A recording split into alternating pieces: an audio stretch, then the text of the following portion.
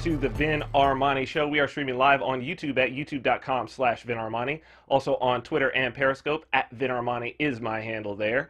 We are also proud members of the Activist Post Podcast Network. You can check out all of our streaming archives at activistpost.com. Additionally, you can now check us out on dozens of terrestrial radio stations as well as satellite and on the internet by visiting the Liberty Radio Network. That's at LRN.FM. You can check out our show and a bunch of other great Liberty-related shows, including the New Hampshire-based and world-renowned shows that are coming out of Keene, New Hampshire, such as Free Talk Live. So tune in there, LRN.FM. Well, it's Monday morning, 10 a.m., and we are coming to you from both Las Vegas and the Live For Your Die state, New Hampshire. We got a great show for you today. My guest in the second hour is Joël Valenzuela. He's the editor of Dash Force News. He's I would say, one of the most public faces of the cryptocurrency Dash, which is one that I have certainly been exploring, especially since I moved here to New Hampshire. There are a lot of people here who live exclusively on cryptocurrency. As a matter of fact, Joël being one of them who's done it. He'll tell you himself, but I believe he's done it since about 2013, living exclusively on cryptocurrency, originally starting with Bitcoin. When I started coming out here, I was amazed as a Bitcoiner myself and somebody who's a big proponent of Bitcoin Cash and who's built my business on Bitcoin Cash, that the vast majority of people here who were using crypto in real life were using Dash. And so I couldn't help but be a little curious. And so we're going to talk with Joël about that. We're going to talk with him about his journey. And we're also going to do some comparisons, because some people have laid some criticism of me that I'm not a full Bitcoin Cash supporter. We're going to talk about what it is that I actually do support, because I think that it's important, and it's the reason why I support Bitcoin Cash, and also the reason why I'm interested to see where Dash goes. So, big show. Big show. I'm very excited about it. Should be a lot of fun. To help me get through all of this today, as always, my good friend, co-host, and producer, Mr. Christian Reyes. Christian. Good morning, Vin. Good morning, sir. How have you been this week? How are you? I've been great. I've been great, actually. So it looks like we're starting slowly but surely to get over the sort of technical hurdles that came with us now doing the show in between two different places, right? So yeah, it's coming together now. Well, you know, it's weird. It's that same thing that it's like when you expand your business, like when you have one business and either you start offering a new suite of products, or maybe you have a brick and mortar business and you decide you're going to open a second store. You always forget about those initial hard early days of getting everything set and settled and moving in. You got to redo it. There's no way around it. Even, you take the lessons that you learned the first time, but it's always different. So, the first time, I'd say we spent, probably about 2 to 3 months getting the equipment right, getting our settings right, getting everything right. And now we're getting much, much closer. So I think today is going to be a very fun show now that we've gotten over those technical hurdles. Absolutely. So today's who are talking about the economics of Bitcoin in particular, who are talking about, I think we may have lost our YouTube stream, dude. Did we? Could you see our YouTube stream? Yeah, it looks like oh, there we are. Okay, good. Yeah, we're good. There we go. So talking about the economics of Bitcoin, talking about but in particular, it seems like there has been an interesting focus on the miners and their particular economics. But Bitcoin is a lot bigger than that. I think one of the problems that we have with cryptocurrency right now, and what we're moving into a new phase that we haven't been in before. Yeah. So the initial phase and the initial, I would say, craze that brought us to the place that we're at. So there were from 2009 through to about 2016. Bitcoin was there. It was a very kind of cool experiment. It was certainly, it had the application with the Silk Road. It had kind of gotten a bad reputation, and there was some sort of negativity associated with it, right? But then in 2016, it seems that it was really, that's when the sort of Bitcoin bros, the crypto craze, the ICOs, all of these things came along. And it became Hmm. more about what is the price of these things and when Yeah. Lambo, right? When Moon, when Lambo. I want to invest now, and then I'm going to be a billionaire by the time, in 10 years from now, which is Hmm. not the case anymore. Like it was the case maybe if you would have bought when I bought the first time, which was 2012, and a Bitcoin was 15 bucks, but you probably would have done like I did, and you probably would have sold when it hit 1,000 bucks in 2013, which is what I did. I went from 15 to 1,000. I sold everything I Oh had. shit. I think a lot of people did that, right? So it's like Yeah, because very few people were like, no, I'm just going to hold, especially after it had then fell again to like under $200, right? Price wasn't a big deal. Price wasn't a big deal. Really, it was, I could use this money, and this is money that I could use, particularly on the Silk Road. That's where the value proposition was. So now we've reached a point where we've got like traders in yeah. 2016 who are coming along, they're buying this, the exchanges go up. So most of the people that you have dealing with crypto at this point, most of the people that you have holding crypto, this is where the whole hodl mentality comes in. Hmm. Their motivation is we're going to hold this as a store of value because the price is going to go up. We're going to wait for the price to go up and we're going to make money, right? So there's an economic incentive there that's what they're going after. Yeah. Yet, underneath this whole thing, this whole time, there's been a community of people who have wanted to use Bitcoin in the way that Bitcoin was first designed as peer to peer electronic cash, right? This idea of is it a medium of exchange or is it a store of value? These two different economic incentives are the reason why Bitcoin forked and you have Bitcoin and Bitcoin Cash, right? Hmm. Now, from the beginning, and I've told my Bitcoin story, origin story, many, many times, and I'll probably tell it many, many more times still. From the beginning, for me, this has been one thing and one thing only: peer to peer electronic cash. Trying to cash. Yeah. And I've said it since the very first episode of this show. I've said that I view it as one of three key technologies, and the one that's the most accessible to everybody for sure, in terms of bringing us closer to a stateless society and more liberty. That's where my economic incentive is. That's my Absolutely. truest desire. That's what I want. For Hmm. me, Bitcoin is the tool for that. Or peer-to-peer electronic cash, first brought about with Satoshi Nakamoto's invention of Bitcoin and the blockchain, is what leads us there, right? Okay. Now, that can encompass a great many things. And within that world, there's a structure. And it's a structure that's decentralized, so meaning there's no central authority. It's a free market structure. It's really an experiment in Austrian economics, Mises, Rothbard, Hayek, the idea of an economic system that these guys theorized about. And this is the manifestation of it, right? Right. So, what is interesting is there is a lack of understanding of Austrian economics. Very few people have read. I mean, I've got the 4 volumes of Mises's Human Action sitting right here. It's tough. It's a tough read. I know that it's beyond the scope of where most people and what most people even want to do.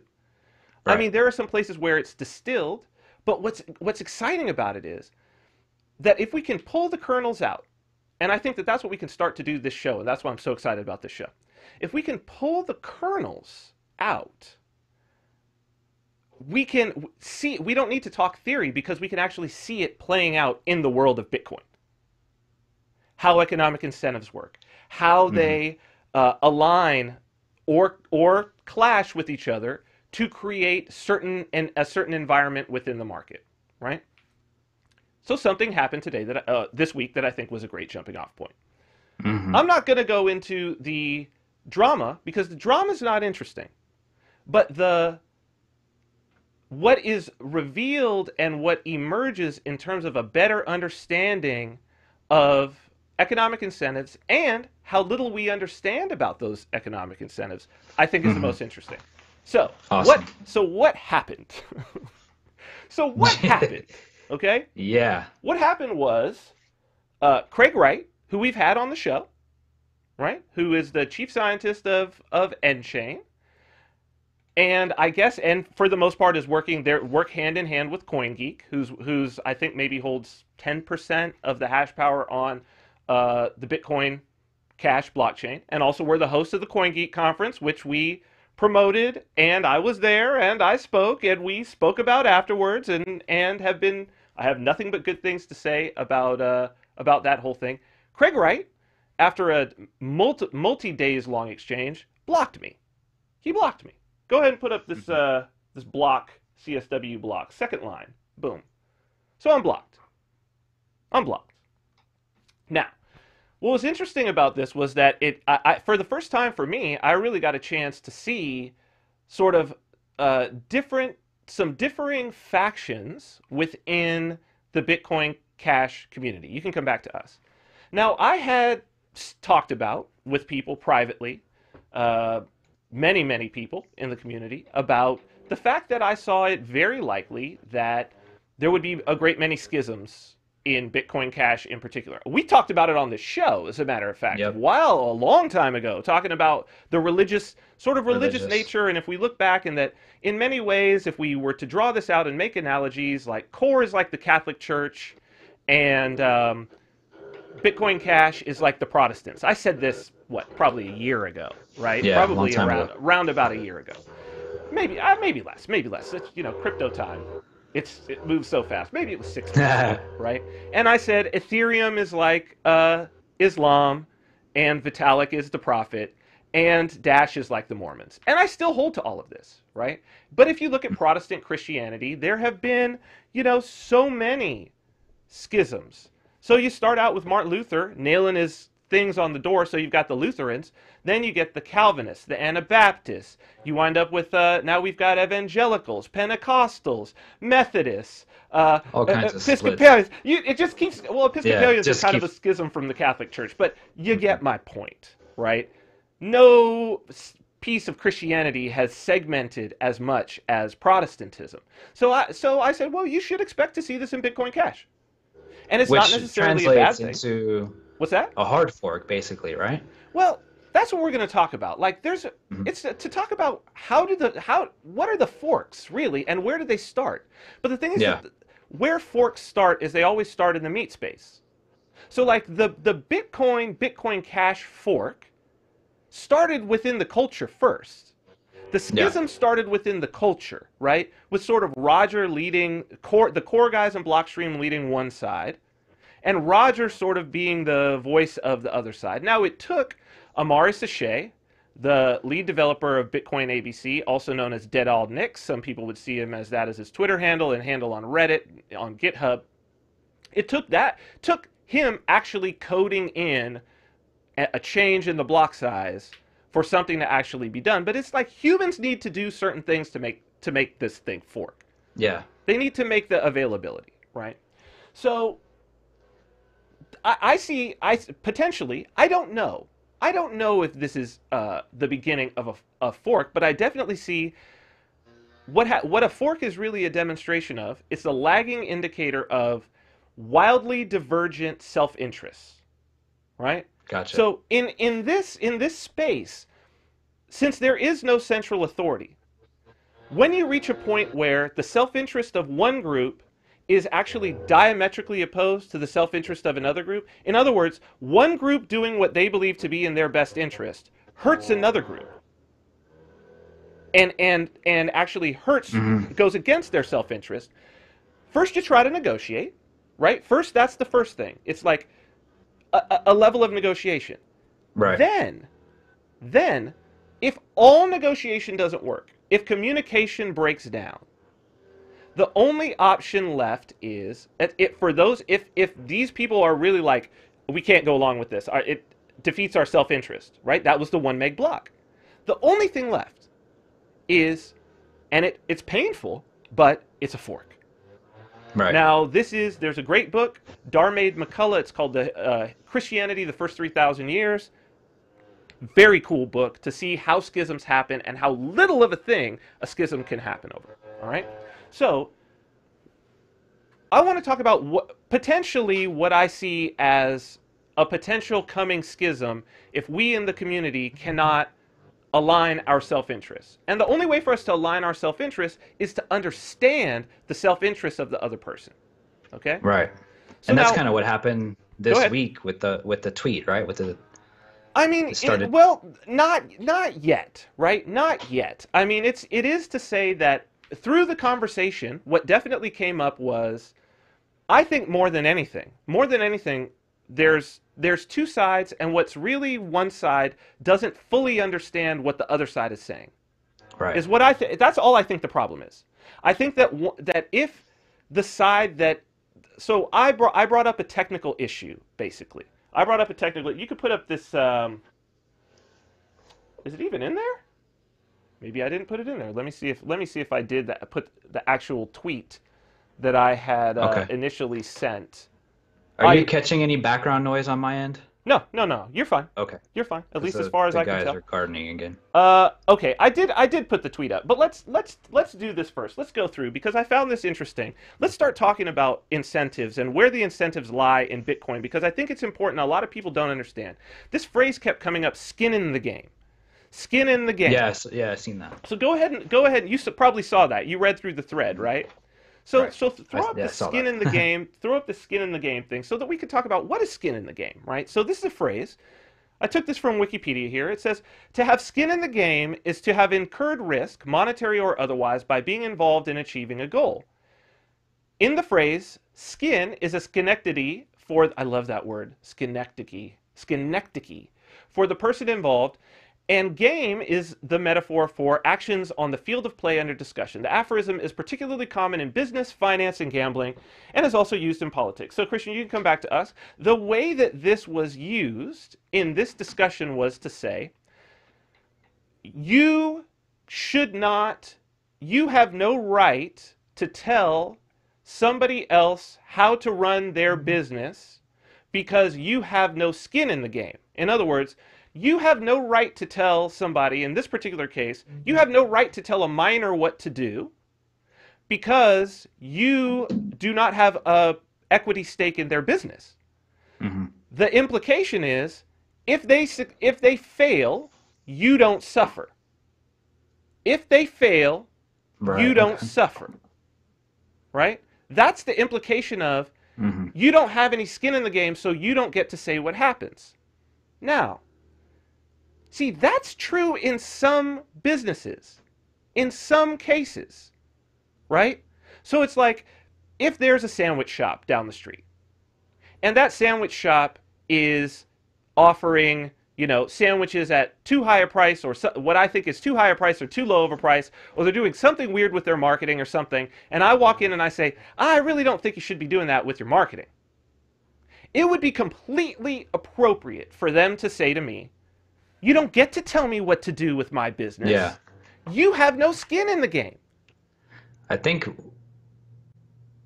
from looking at that situation and the other situation, what determines that would be centralization and decentralization, right? Or like an open source network almost. Perhaps. Actually, but it's a little bit easier than that, right? Huh. Because really the question is, so you take the sandwich shop. If the sandwich, particularly if I'm not a customer of the sandwich shop, right? If I don't rely on the sandwich shop, if the sandwich shop fails and goes out of business, am I hurt? Yes. How? If the sandwich shop goes, if you're a customer. If I don't own a piece of the sandwich shop. No. If that sandwich shop makes a terrible decision and the sandwich shop falls apart and is no longer viable as a business, am I hurt? No. I have no skin in the game. More sandwiches. Yeah. Right? You can't get any more sandwiches. But... Now, so the question arises, if a majority of miners make a decision that damages the stability and value of the blockchain that my business is built on top of, am I hurt? Yes. Absolutely. Clearly, right? Yeah. Clearly. Let's take it a step further. Because, okay, so clearly, skin in the game of Bitcoin is a lot bigger on a particular blockchain is a lot bigger than the miners on that blockchain. If I've built a business, and I have investors, significant amount of investment at this point, closing this week, which most people, the amount of money most people would consider to be a small fortune. For most people, it's more than most people will ever have in their possession at any given time. Those investors were the network to become less valuable or less usable. Are those investors hurt? Yes. Absolutely. Now, let's take it even a step further, because there's a community, again, as we started out with, that's the most forgotten about community of everybody. And Joël Valenzuela is actually a member of that. Why don't you, I'll give the background. We're going to play a little video. This is a video, CNN came to Portsmouth, New Hampshire, and they interviewed our guest, Joël Valenzuela, our guest today. They interviewed him about the fact that he's been living completely on cryptocurrency since 2013. Now, he started out using Bitcoin.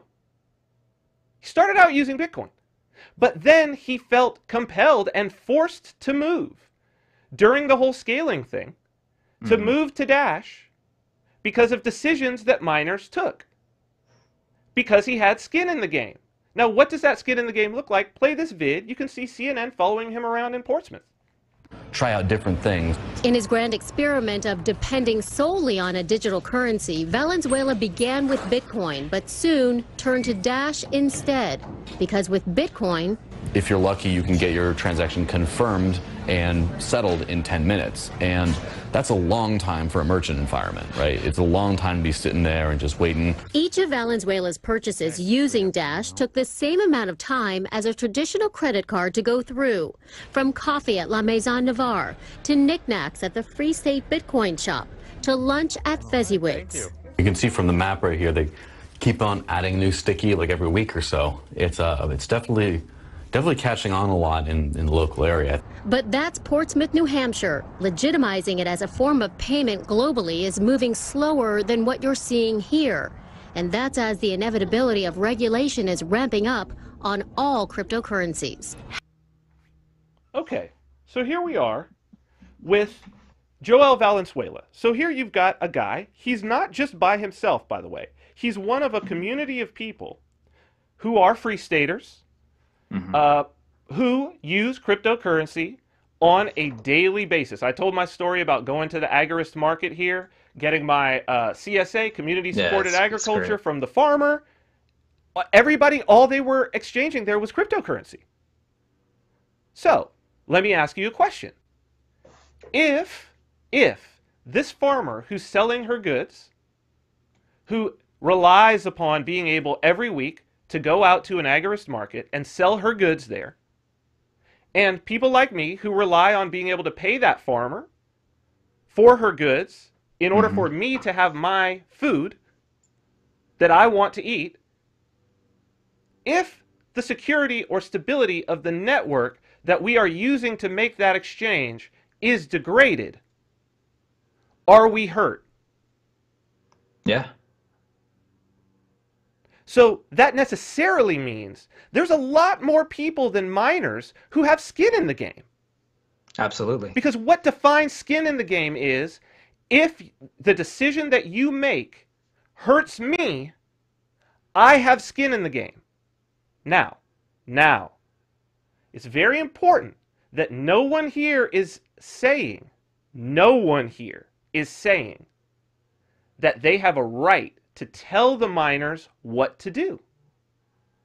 No one is saying that. Let's be very clear. That's not how this works. I'm going to use an analogy here, and I think that it's a very fair analogy for people to understand if somebody brings up the fact that, like, hey, you're potentially doing something that's going to affect me and my well-being.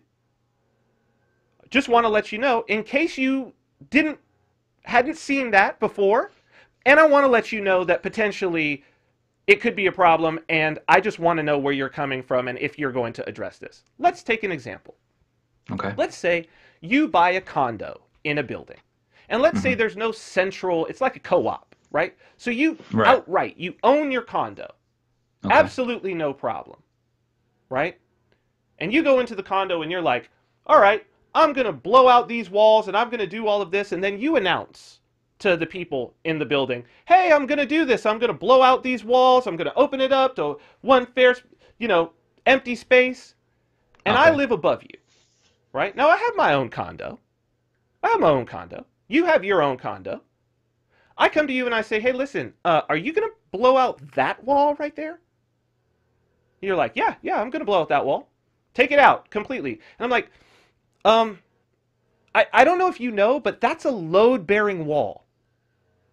Do you have a plan to, like, stick something there to take the place of the load-bearing column that you're blowing out? Right. And now, because I say, listen, I own the condo above you. If you take out that load-bearing wall, my floor could fall in. And we could both, my furniture's going to land on you. It could be bad for both of us. It could potentially be bad. Now, you have a couple of options, right, of what to say to me. You can one of the options is you could say, oh, no, listen, I got an architect in here. I had already done that. We figured it out. Look, it's actually not load-bearing. It's going to be okay. Here's the stuff. You can look at it. Maybe you can even, I'll put you on the phone with the architect. I want to put your mind at ease. I'm a good neighbor. I want to put your mind at ease. That's one option. Second option is, man, I hadn't even realized that. Let me take a look at it, get back to you, but I hear your concern. The third option is to say, well, there are many, many options, but one option is to just say simply, this is mine. It's not your condo. You don't own this condo. If you want to have a say in what happens in this condo, go ahead, put up some money, and buy this condo from me, but otherwise, you don't get to tell me what I'm doing in this condo. Now, that's absolutely right. I don't. But I do have a decision to move out of the building, or at least move out of that condo if I think that it's a real threat. You understand what I'm saying? Yeah, absolutely. So, throw up this accepted.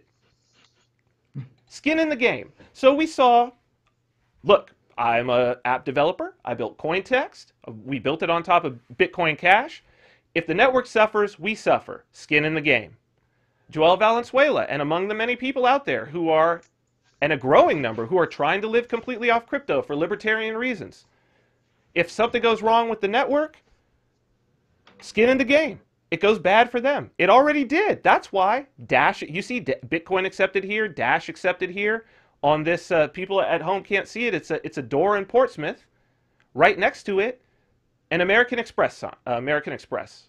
Now, if I'm a merchant, right, and I've invested in equipment, training of people, I'm selling my goods, I'm advertising the fact that I'm selling goods for Bitcoin, for Dash, and the stability or value of the network goes down because of the choices made by some party in that network, am I affected? Question. I mean, seriously, I'm asking you, Christian. Yeah, yes. Clearly. Absolutely. Without a doubt. Clearly.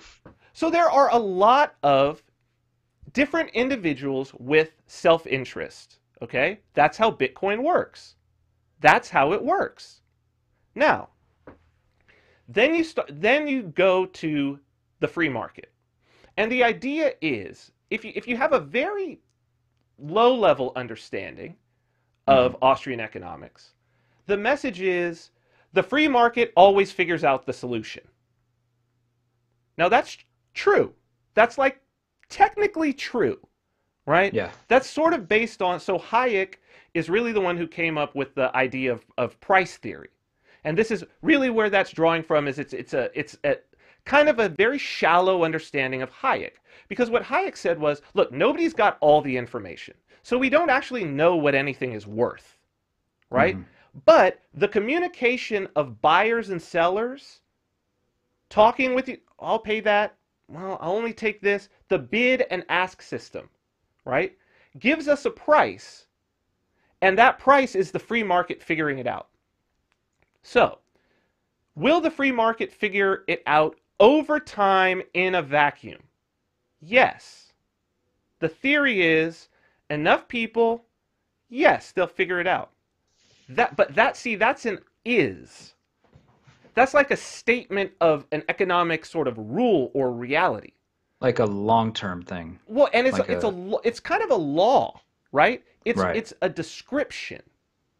Now, that doesn't mean that every business decision that a business takes is okay because the free market will work it out.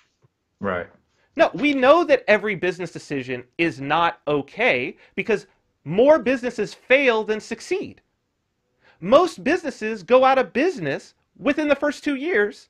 So that means the majority, actually, this is what's interesting, the majority of decisions that business people take are the wrong decision. Mm-hmm. And sometimes the way the free market works it out is it puts them out of business. Yeah. That is No the mercy free there. market working it out. Uh-huh. You make the wrong business decision, you go out of business. That's the free market working it out. Now, if you make the wrong decision and you go out of business and other people have skin in the game, they suffer. So, it is in the best interest of everyone who could possibly be hurt by your decision to try to assist in making sure that you have enough information to make the best decision possible. Absolutely. And the only way that they can do that, and this is how open source software works. There's a law, Linus's law, it's come up with by Eric S. Raymond. And he said, with enough eyeballs, all bugs are shallow. He's saying the same thing that Hayek is saying. Open source software works that way. He's saying, look, we can solve every single problem if we use the minds of everyone involved who actually cares. If we use the minds of everyone involved who has a stake somehow, who has skin in the game, who cares if this system works, if we utilize and leverage all of their minds. Same thing in a relationship. Of course. You know, in a relationship, if for example, if the man thinks that he's got it right all the time, or the woman, and doesn't hear the other side, then the chances are the relationship won't work. It's very simple. Well, because what is the other side doing? The other side is expressing their self-interest. Yeah, exactly. And if you think about it, so Craig Wright himself has said, Bitcoin is an organic system. I don't disagree with that. Right? It's an ecosystem. And when you look at stable ecosystems, the most stable system is systems of symbiosis, right? Symbiosis. There was this, I remember being in middle school, and my science teacher I've been looking for one of these because it's so cool. It's this enclosed glass bubble, okay? In it is water, a little kelp plant, and a brine shrimp. And this is the same system, this is the same idea behind aquaponics. The idea is you can make these closed systems where every actor in the system doing their thing benefits the other. So it's like what this guy eats is the poop of this thing. And what this guy poops is the food of this guy. Yeah. And it's like, do, right? That's the symbiosis. So what it is in an economic system like Bitcoin is, if all of these players, right? So the basic breakdown of players that you have is you've got, as in any payment network, this would be the same for Visa, anything. You've got buyers and sellers. It starts there. Satoshi starts there. Buyers and sellers, right? Then you have, over here, the network itself that enables the buying and selling. Right. In between, you have the individuals who create the connection between the network and the buyers and sellers. In the case of like Visa, that would be the banks and the point of sale, payment processors, all of that, right? Now Satoshi, the whole point of Bitcoin, Satoshi seeks to remove those. So You can remove those, but what we found is that you're still going to need the software, the apps, the exchanges, the wallets, the payment processors. Those are still going to be there. You don't absolutely have to have them. That's what the freedom is. It's a choice now. It's not required. That's what Bitcoin is about. Yeah. So right now in the world of cryptocurrency, that's what we've got. We've got these parties, the buyers and sellers, the app developers, so that's point of sale exchange, wallet, etc., and the miners, who are the network. If all three of their self-interests are in alignment, right? If the buyers and sellers doing what's best for them makes money for the app developers, and if the app developers doing what's best for them brings more traffic to the network, and then the miners make more money, and if the miners securing that, it's this loop, right? It's the loop. Yeah. But the only way that we can know what each other's self-interests are is to communicate. Absolutely. That's the key ingredient with that. How on earth? How can I fully understand what a miner's self-interest is? I'm not a miner. Mm-hmm. How can a miner, even a miner, how can they fully understand what the self-interest of an app developer is if they're not an app developer? Yeah. And furthermore, those app developers and point of sale people, it's the exact reason why I came to New Hampshire. How can I understand how people are going to want to use point of sale systems and all of the things in commerce if I'm not in a place where people are using it in commerce to actually talk to them? Yep. How? How do I know what a merchant would want out of my payment processing system if I'm not sitting down in front of a merchant asking them? Yep. And if they bring up an issue to me, it's not really that smart if I'm trying to service their self-interest to make everything flow for me to just dismiss them. That's not smart. Could you imagine if I was making decisions with... People should go back and look at the hours and hours of conversations we at Cointext have had with users online, publicly. People having criticisms, even people that were just concern trolling. Yep. All the things that we've written about the decisions that we're making and why we're making those decisions, and we've talked about them, and we've integrated a lot of suggestions that users have had. Because why on earth would I create a product that's used by people and not care what those people have to say or their concerns? What kind of businessman does that? Seriously. So let's look at what got me, because I think we've got 20 minutes, and I think that we could do this because now that we've gotten through the economics of it, right? The most important thing, and I've said this over and over and over again, this is the non-technical part. And this is where I will bring up questions. There's only, for me, my self-interest, right?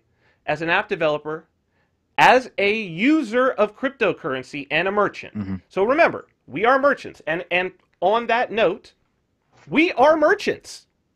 Yep. We are merchants. Governyourself.com, throw up those shirts. Throw up those shirts. Give me some shirts. Read 1984. It's very, very funny that that's the first shirt. Governyourself.com, GVRNURSLF.com. Bitcoin Cash, Simple Economics, the Dash shirt, no hodl. No hodl. Spend it. Spend it. Individual. Make Bitcoin Cash again. It's no secret what we're about. ANCAP Joe and the ANCAP flag, both on women's tanks. You can come back to us, dude. And how can people buy those? Cryptocurrency. Bitcoin Cash, crypto. Bitcoin Cash. So, if we were no longer able to accept Bitcoin Cash for our products, because the network was unstable or unusable as cash, would we be hurt? Absolutely. Do we have a self-interest in making sure that the right decisions, not the right decisions, that the decisions that are made do not hurt the stability and security of the Bitcoin Cash network in addition to other networks? Do we have a 100%. vested interest in that? 100%, absolutely. 100%. And that's not all we sell. I sell my vodka exclusively for cryptocurrency. I sell my book exclusively for cryptocurrency. I sell my coding classes exclusively for cryptocurrency. Oh, not exclusively. I do take PayPal. I will take PayPal on that. Code from Go. People were asking about Code from Go. I'm thinking August, folks. I'm thinking August is when we're going to reopen the registration. Like I said, we've got some investment coming in at Cointext, and it's going to require a lot of work in the next couple months. So I will have my head down besides just doing the show. Okay. So Christian, come back to us. So we're merchants. We're merchants. And for me, as I already said, the most important thing is to be able to use this as currency. And I've said there's three properties that I believe are the most important properties. And I've said this, and I'll say it over and over and over again.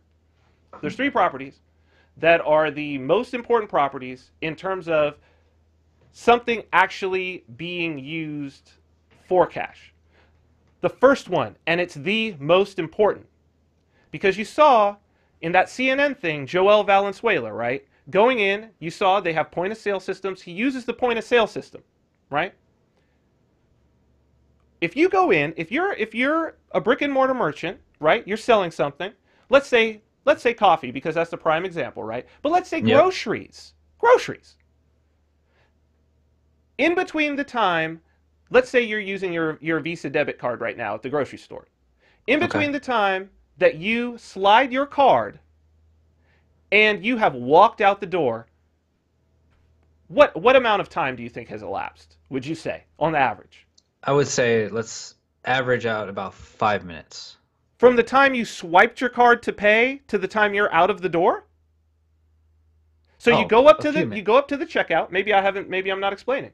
You go up to the checkout, right, with your groceries. They go beep, beep, beep, beep. They do it all, right? The total comes up on the screen for Visa, your debit card. They say, that'll be $32.57. They've bagged everything. That'll be $32.57. Slide your card. Do your PIN number. They say, it goes, accepted. They say, thank you very much. They give you a receipt. From that time they give you the receipt to the time that you are out of the grocery store, how long is that?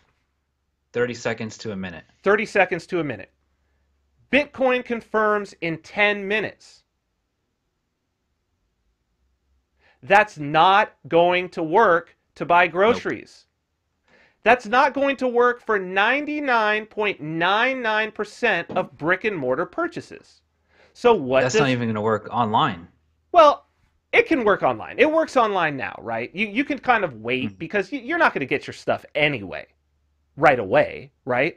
It's going to take the merchant longer than 10 minutes to fulfill your order if you order it online. Unless it's digital goods, right?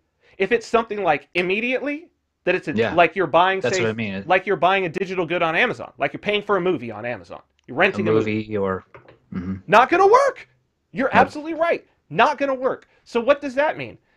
It means that you need to have a system, which Bitcoin Cash has, and is one of the key things, and Dash also has, but they're doing some other things as well to even make the system more robust, where the merchant can be secure in the fact that if they see that transaction will be confirmed. It will not be able to be double spent. Once it's in a block, it can't be double spent. That's the whole idea behind Bitcoin. But Bitcoin only confirms every 10 minutes. Now on Bitcoin Cash, we have that. Zero conf. Zero conf. What exactly is zero conf? That was one of my technical questions for you. Zero conf is actually exactly what I just described.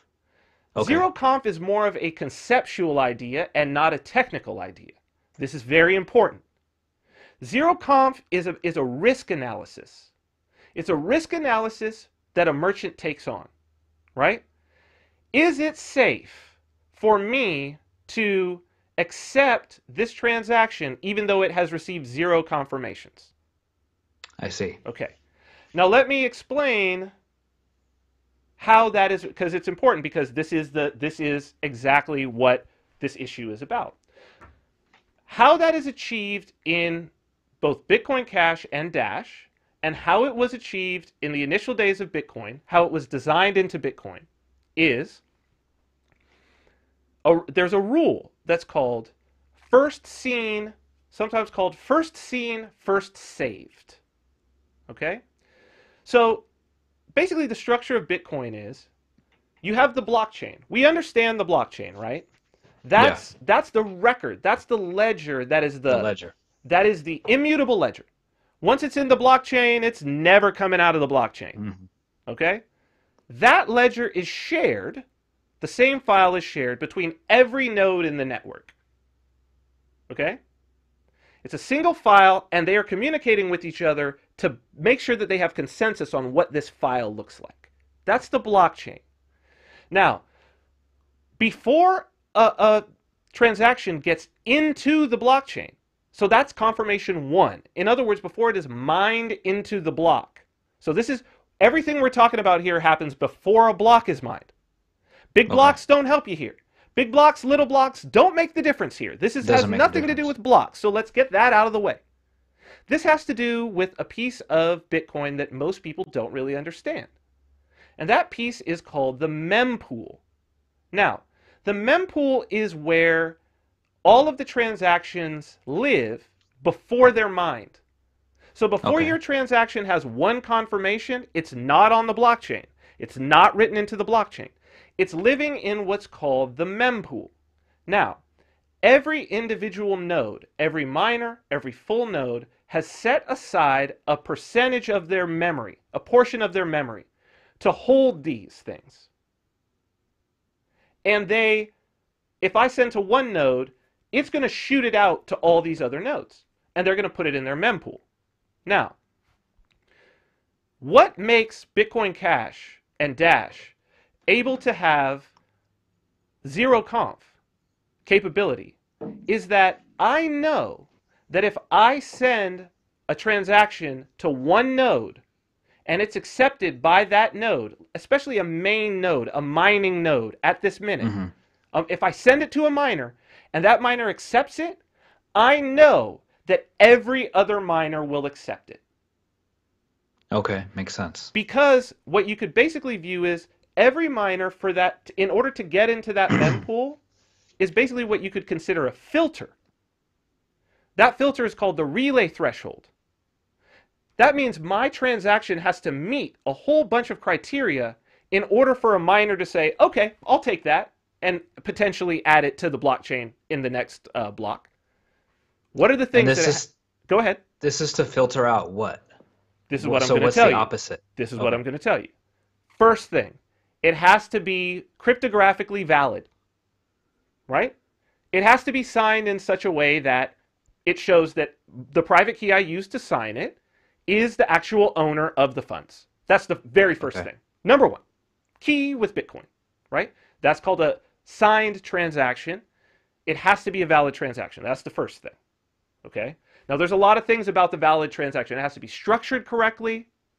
It has to be actually referencing valid addresses to send it to. Yeah. There's a lot of, but basically, okay, the transaction has to be valid in terms of the structure and the cryptographic signatures within the transaction. First thing, okay. Now, that's across all of Bitcoin, and that's just built into Bitcoin. Then, there are some things that miners themselves can set in terms of the filter. So let's go through what some of those are, okay? One, something called dust limit. And that is to say, what is the minimum amount of value that I can send to another person, right? Right now it's 547 Satoshis, I believe. So it's to say, if a miner sees a transaction where I'm sending somebody less than 547 Satoshis, it will reject my transaction. Every miner in BCH right now will reject my transaction, and it'll say, you didn't meet the dust limit. Reject it. Okay? Another one is every miner has what's called minimum relay fee. Minimum transaction relay fee. This is what they will take, and therefore what they will relay out to other people. That fee right now on Bitcoin Cash is 1 Satoshi per byte. 1 Satoshi per byte. It's actually technically in the code, it's 1,000 Satoshis per kilobyte, That's the floor. So that is to say, if your fee that you send, your miner fee that you send along, if you send along less than that, right now, like if you send no fee at all, or you send half a Satoshi per byte, or you send 0.1 Satoshi per byte, every node in the network will reject it. Gotcha. Every one. Right now, there's a consensus among the miners that this is the floor they've made.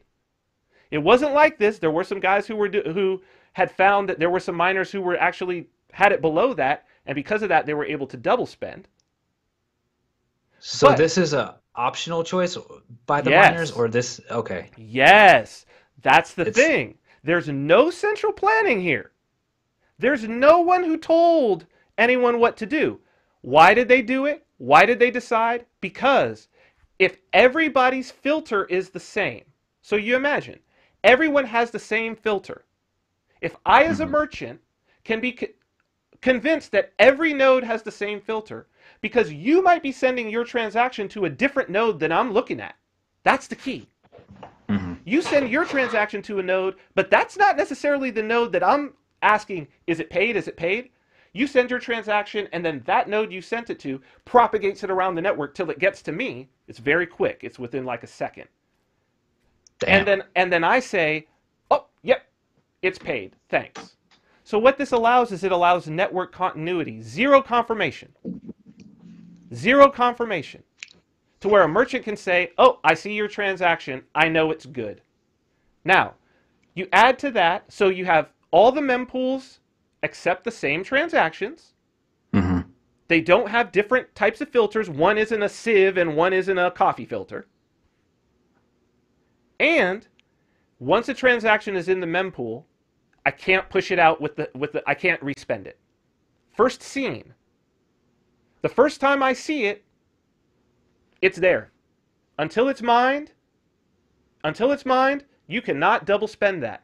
And the merchant can be confident. And right now on Bitcoin Cash, zero conf works brilliantly.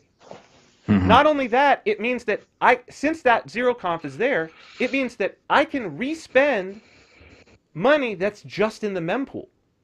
I can do 2, 3, 4, 5, 6 chained transactions. So which gives it the properties of cash. Yeah. So that means it's just like if I give you a dollar bill, you can turn around immediately and give somebody else that dollar bill, and they can turn around and give somebody else that dollar bill.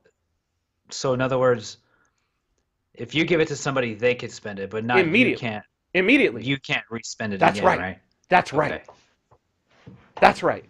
Now that is accomplished by all of the relay fees being the same. If they're not the same, and people can go and watch, put up this Dash demo. We're going to move through this fast. Put up this Dash demo, which is good. I'm glad we were going to move through it fast, because that way I won't have time to talk about the actual beef. And that's probably good. It's better to just have this as an educational background, right? If people want to go on my YouTube page, I actually showed what this looked like. The title is Doing Very Easy Double Spends on Dash. Basically, BlockCypher, which is a major block explorer, Joel said he has some news on this, had set their minimum fee at 0, and the rest of the network had it at 1 Satoshi per byte, same as Bitcoin Cash. You can come back to us. Which I show in 5 minutes with no technical doing it right on the web. I double spend. I double spend. It's crazy. If you can double spend on the network, zero conf doesn't work. It's not reliable. If you can easily double spend on the network, let me repeat, if you can easily double spend on the network, zero confirmations is not reliable and merchants will not accept it. If merchants cannot have zero confirmation or its equivalent, they cannot use it in 99% of brick and mortar businesses. Because usually when you're inside a physical business, you pay and you leave. The time between when you pay and you leave, I don't care whether it's a grocery store, Home Depot, a restaurant, a drive-through, your coffee in the morning, the gas station. The time between when you pay and when you leave is less than 10 minutes. It's less than the amount of time that it takes for Bitcoin to confirm. So in other words, the user experience will be worse. That means the merchant won't take it. That means this thing can't grow. Anything that threatens zero conf is a threat to the growth of Bitcoin. It's a threat to the stability and value of the network. So I won't get into, people can go, and if they want to see, I'll just throw up these two articles, and they can go on my Twitter and they can see the tweets that I made about these articles because I asked a question. Because CoinGeek threw up this miner's choice. Okay, I'll just read, so I'm not putting words in anybody's mouth. This is from CoinGeek.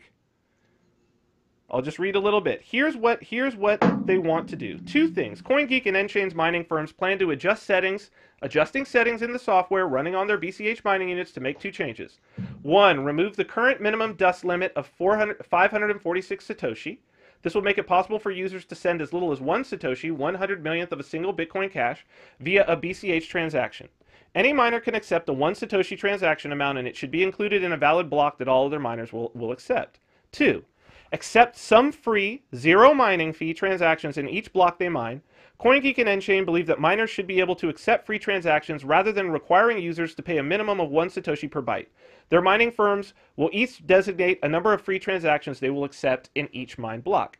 So, Christian, we just discussed what varying filters allow. Varying filters, if everybody's filter of their mining fee is not the same, it allows double spend. Not just double spend.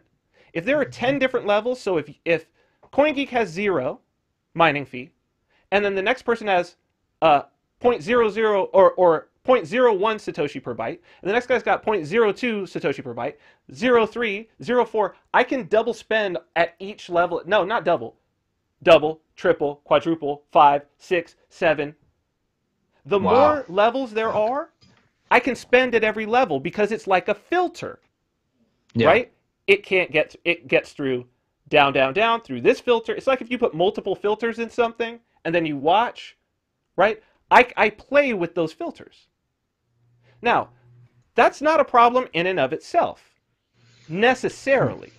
I mean, it does make zero conf harder to do just directly talking to the blockchain. That's fair. But payment processors can get around it. They can set up their own nodes. They can set up strict nodes. They can help the miners out. There is a way to mitigate. There are ways to mitigate it, and there's some opportunity there. And even for us at Cointext, it actually is in some ways in our best interest. But suddenly you introduce all these trusted third parties because a merchant can't rely on just his everyday wallet to do this transaction like he can today. Right? You want to take away friction. You want to make it easy as possible to get adoption. That's the key. Okay. That in and of itself, the one thing that it also does, though, in that case is throw up this question. This is what started the thread that got me banned. I said, I want to give this the benefit of the doubt, but Professor Faustus, at Professor Faustus, that's Craig Wright, can you explain how nodes accepting 1 Satoshi outputs with no mining fee isn't a recipe for instant spam attack? It removes the current economic cost of such an attack. No. Now, where did I get this from? I got this from Dr. Craig Wright. Why don't you go to this Pay Spam 1? There would be all these people talking about Bitcoin Cash or Bitcoin Cash can be victim of a spam attack, all of this. Dr. Craig Wright. If you go and you type in pay and spam in Twitter search, Dr. Craig Wright on April 15th. If you pay for the transaction, it's not spam. That's simple. Dr. Craig Wright, April 1st. There's no such thing as spam. If you pay a fee, it is a transaction. That's simple. Dr. Craig Wright, January 24th. Go for it. It is not spam if you pay, and the limit is only 8 megabytes for a short time. Go to Pay Spam 2. Dr. Craig Wright, 18th December 2017. Bitcoin allows as many as will pay, and the min cost is profit. Hard disk network processing. You cannot spam BCH, not ever. 16th December 2017. There is no such thing. Miners accept fees. You pay a fee and it's not spam. Dr. Craig Wright, 28th November 2017. You pay for a transaction and it is not spam. Meaning, if you don't pay for a transaction, you can come back to us, Christian. If you don't pay for a transaction, it is spam. And Question. as we talked about, there's a greater thing, and I went into it, and we don't have time to do it, but this attack can also be launched by simply filling the mempool for free. And what's keeping Bitcoin safe from a spam attack is exactly what Dr. Craig Wright said. Go ahead, put in a bunch of spam transactions. You're just paying the miners. We love that. Pay the miners. The miners profit. That's money. You're just putting money out of your pocket to pay them. Very different if it's no money out of your pocket. As Craig Wright said himself, if you pay for it, it's not spam. That means if you don't pay for it, free fee, it is spam. It enables a spam attack. Now we're gonna go to Joel. Can you hear me, Vin? What's that? Yeah, of course. Can you? Oh, okay. Can you hear me? I got a question for you. Go ahead. Yeah. What exactly? This might be a stupid question, but I have no idea what it is. What is spam? So what does that mean? So as we talked about, every one of these mining devices or nodes has, as we talked about, the mempool, right? So as we said, the mempool is an amount of memory that's set aside for transactions to come in and wait until they get put into a block. Okay?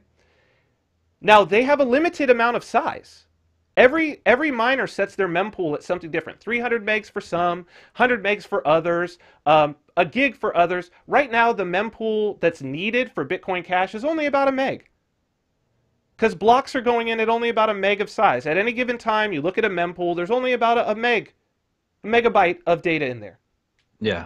But if it's free for me to send transactions, if there's no cost, essentially, and this, especially if you allow 1 Satoshi, I did the math, I can fill up a gig full of transactions that mean nothing, right? Just to fill it up and to use up system resources.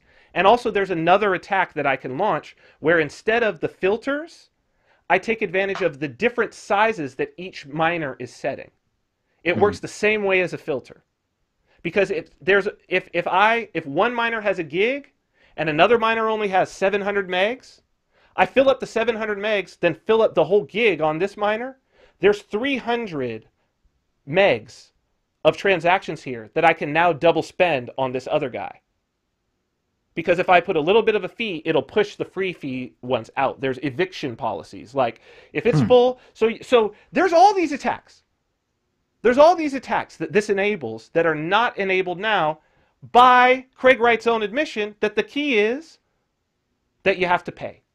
You have to pay to send a transaction. It's a key part of Bitcoin. A key part that he knows. A key part that he said over and over and over and over again. Which is why I asked him, doesn't this create the spam attack that we said, that you have been saying is not possible because it's not spam if you pay for it? So the last thing is this. All of that in and of itself is shitty for zero conf, as I said. Okay? Yeah. It's shitty for merchants, but we can work around it. We can work around it. The problem arises is there's a second, I'm not going to go deeply into it, but go ahead and put up this this orphan block thing. Okay, there was this is back in March that CoinGeek, same people said, CoinGeek mining systems will reject blocks that are clearly generated by attacks. If a transaction is hidden from the network to create a double spend by other miners to steal funds, we will reject this. We support honest mining and competition. Transactions from honest miners propagate. When a transaction is hidden, it is easily detected with clear evidence that is digitally signed. CoinGeek is taking a preemptive stand to let the Bitcoin Cash community know that we will not tolerate dishonest practices, and we will work to combat criminal actions. Profit is best derived from a long-term investment, and we won't stand for criminals attempting to game the system for short-term gain. We believe that all current miners would support us in an honest majority. Now, you can come back to us. Basically, what this is saying is that if they catch a block where the scenario that we've just discussed happened and there was a double spend, they won't write it to their blockchain. Now, in general, this is not a problem because the miners, they all follow the chain with the most proof of work. So if they just decide that they follow the longest chain. If CoinGeek decides, well, we're going to not include this, and then, oh, another one comes, we're going to not include that. It really won't matter because no one will follow CoinGeek's chain. Unless, in the current scenario, no one would. Unless, now you've got this block filter. unless they can get people to sign on. They can get people to sign on and say, yeah, we'll do that too. Then that means you have two different rules. They're no longer following the longest chain. They're following the longest chain that operates under CoinGeek's rules, which means they could be following the shortest chain. If some miners are following the longest chain and some are following a shorter chain, that's called a chain split. That severely, which if both of these were in place, an attacker could do this within the next hour. He could split the chain if both of these policies were in place. Wow. With ease. With ease. If there are variable mining minimums and they're not including blocks where the attacker has had his way with the system, the chain is split in an hour, maybe two. And so the question arises, since a chain split would definitely hurt the stability and the value of the chain,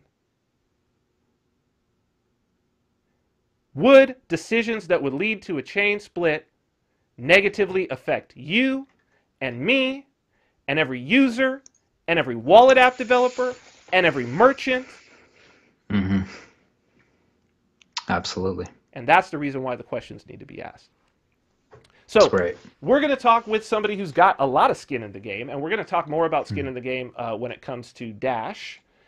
We're going to do that with Joël Valenzuela, who I am going to try to get on the line as we speak. So why don't we do this? Why don't we go ahead and go to break, and then we will come back with Joël Valenzuela. The spirit of art. The spirit of technology. The spirit of individuality. Baby Vodka. An ultra-premium spirit conceived by Vin Armani. Handcrafted and distilled in Las Vegas by master distiller George Wythe. Each bottle, a celebration of the individual, custom engraved and hand-signed by the creators. Each element blending in harmony to create a beautiful experience beyond imagination. Baby Vodka, the spirit of Vegas. Created by Vin Armani. Tailored by Christian Rays. Available for purchase exclusively with cryptocurrency at babyvodka.com.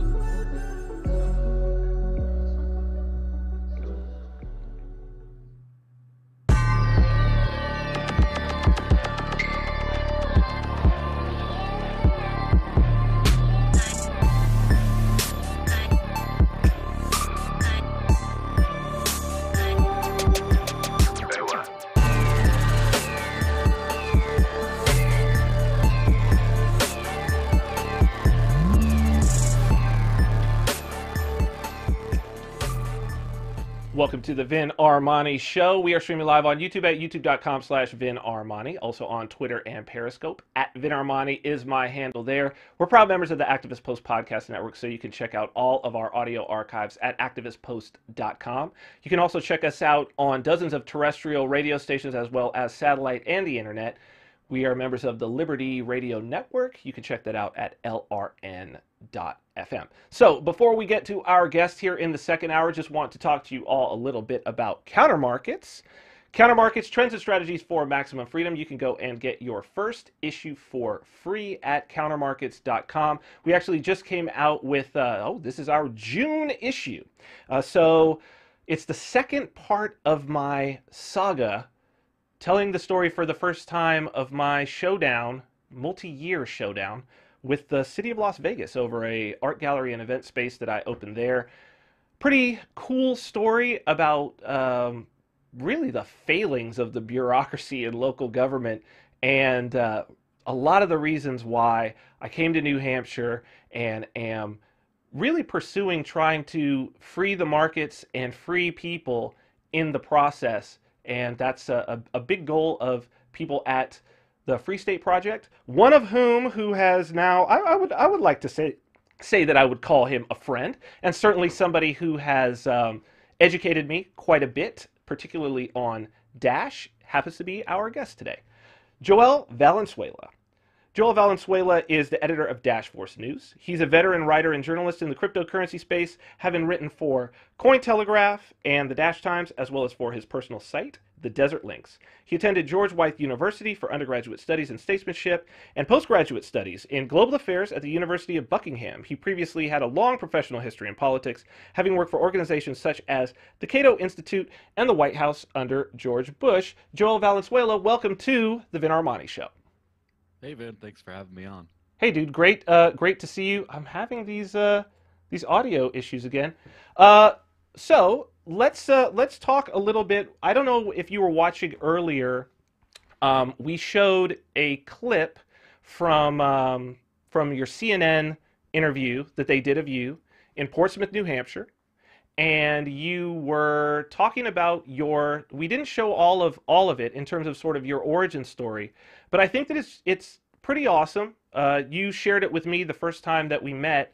It's cool how you got to Dash. Can you talk a little bit about, because there's a lot of Bitcoiners in my sort of sphere who have some, let's say some who give me hell. Let's put it like that. I think that's maybe the easiest way to do it. Believe me, I'm on Twitter. I've seen some of it. Right, because I'm not totally against Dash. And one of the reasons I'm not totally against Dash, one, I didn't know enough to be against Dash, but two, because part of it is because of your origin story. Could you tell us a little bit about your experience as one of the very few people out there who has had the guts to really try living exclusively on cryptocurrency? Can you tell us the story of your journey in that regard? Yeah, sure. I'm going back to the bats for Batman and how his parents died and all that. Right. The oft-repeated origin story. Yes, so I've been a proponent of liberty and libertarian principles for just about as long as I can remember. And I used to try to struggle on that front in more like the political and think tank, the war of ideas, and to a lesser extent, politics.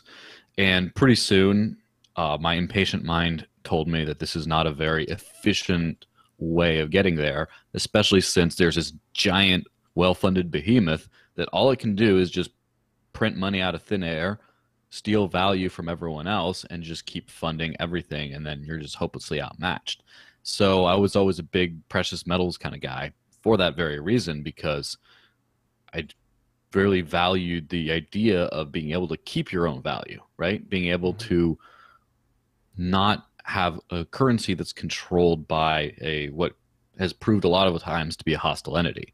So in 2013, I decided to move to New Hampshire as part of the Free State Project to just try to actually live with the most radical experiment of freedom, to try to just not so much play nice and just see what I can get through with the politicos, but just do everything I can. And as part of that, first I heard they were doing this thing called Bitcoin, and it was like digital gold, and you didn't need any permission and to use it. And so I got some and started using it, and I got about $10-15 in exchange for a part of a pizza in 2013.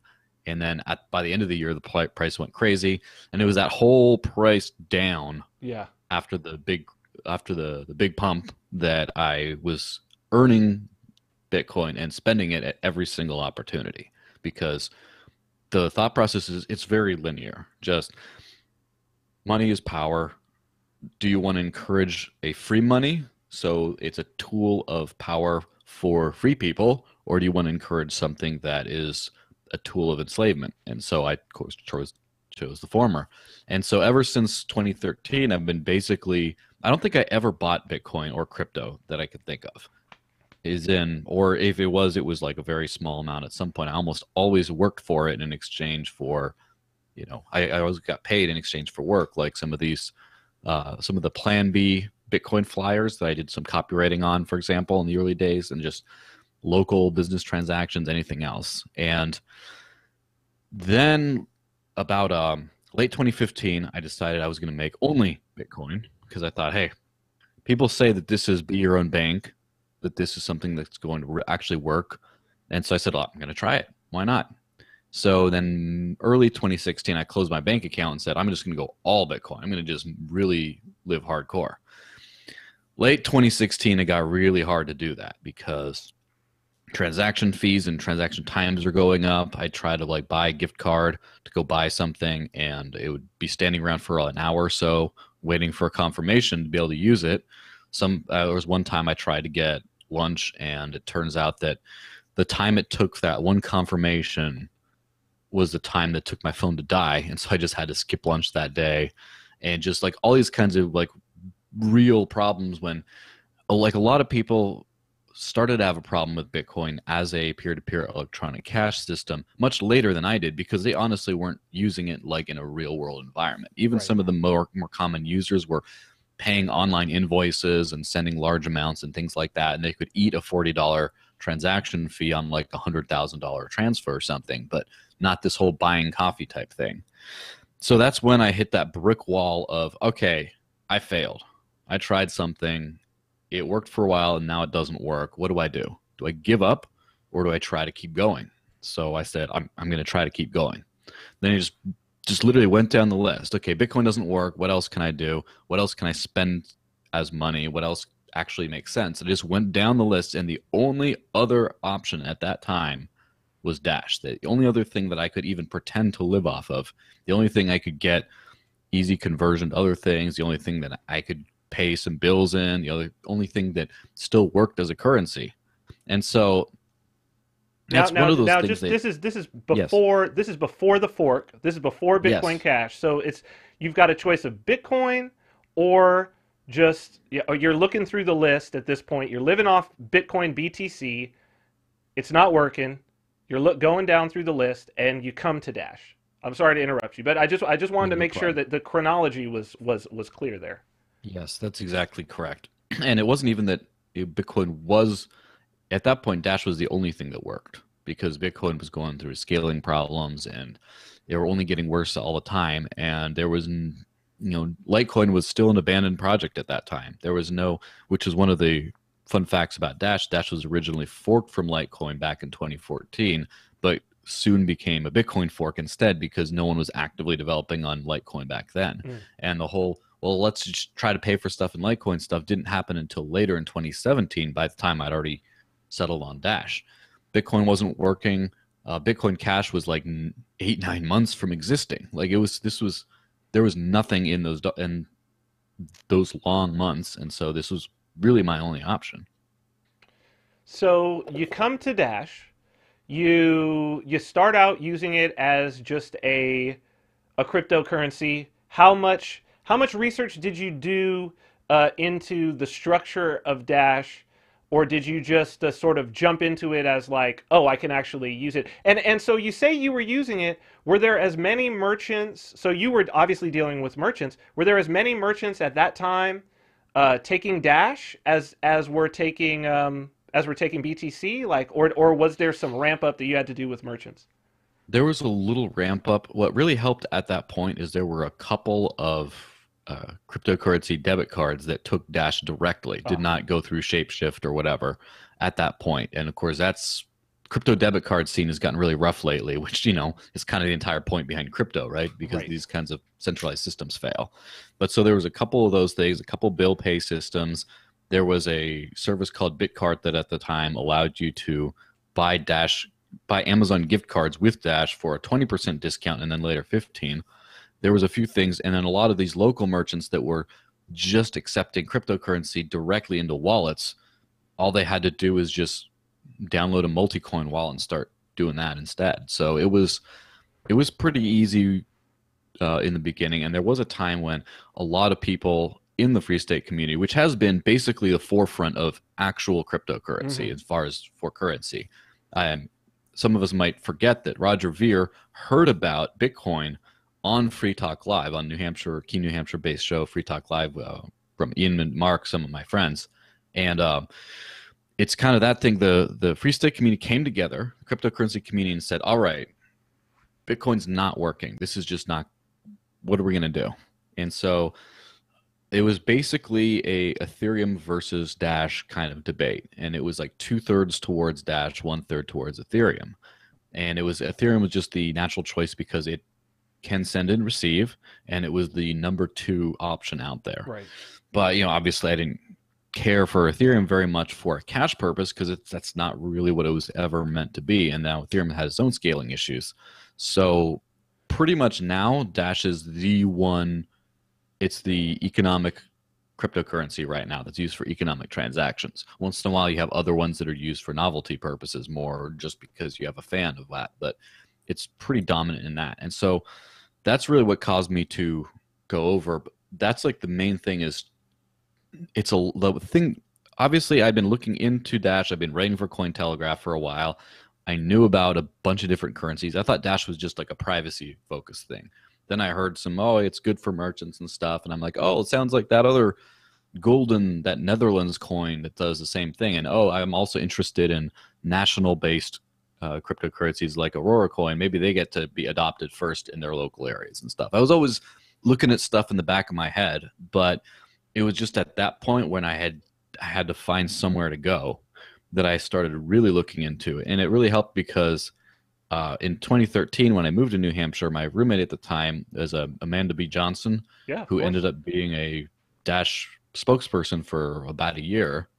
And so she was also talking about Dash on her crypto agnostic show, the Daily Decrypt, before then. And I was looking into that. I said, oh, this sounds cool. This sounds the block reward, the separation between miners and masternodes and a treasury. That sounds very, very interesting and thorough.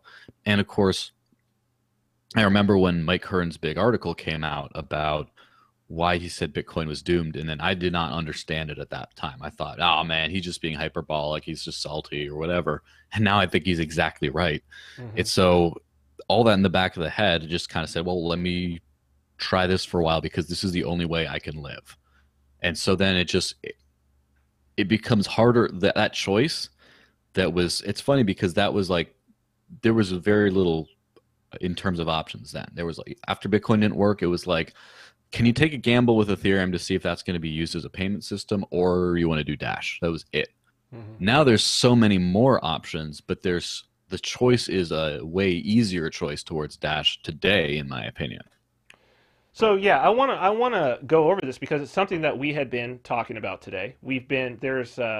There was a lot of talk in a recent sort of I won't call it a back and forth per se with Craig Wright, but certainly with different factions of Bitcoin Cash that I had, where it seems like there's a feeling within the Bitcoin Cash community. I think that this is also true within the Bitcoin BTC community.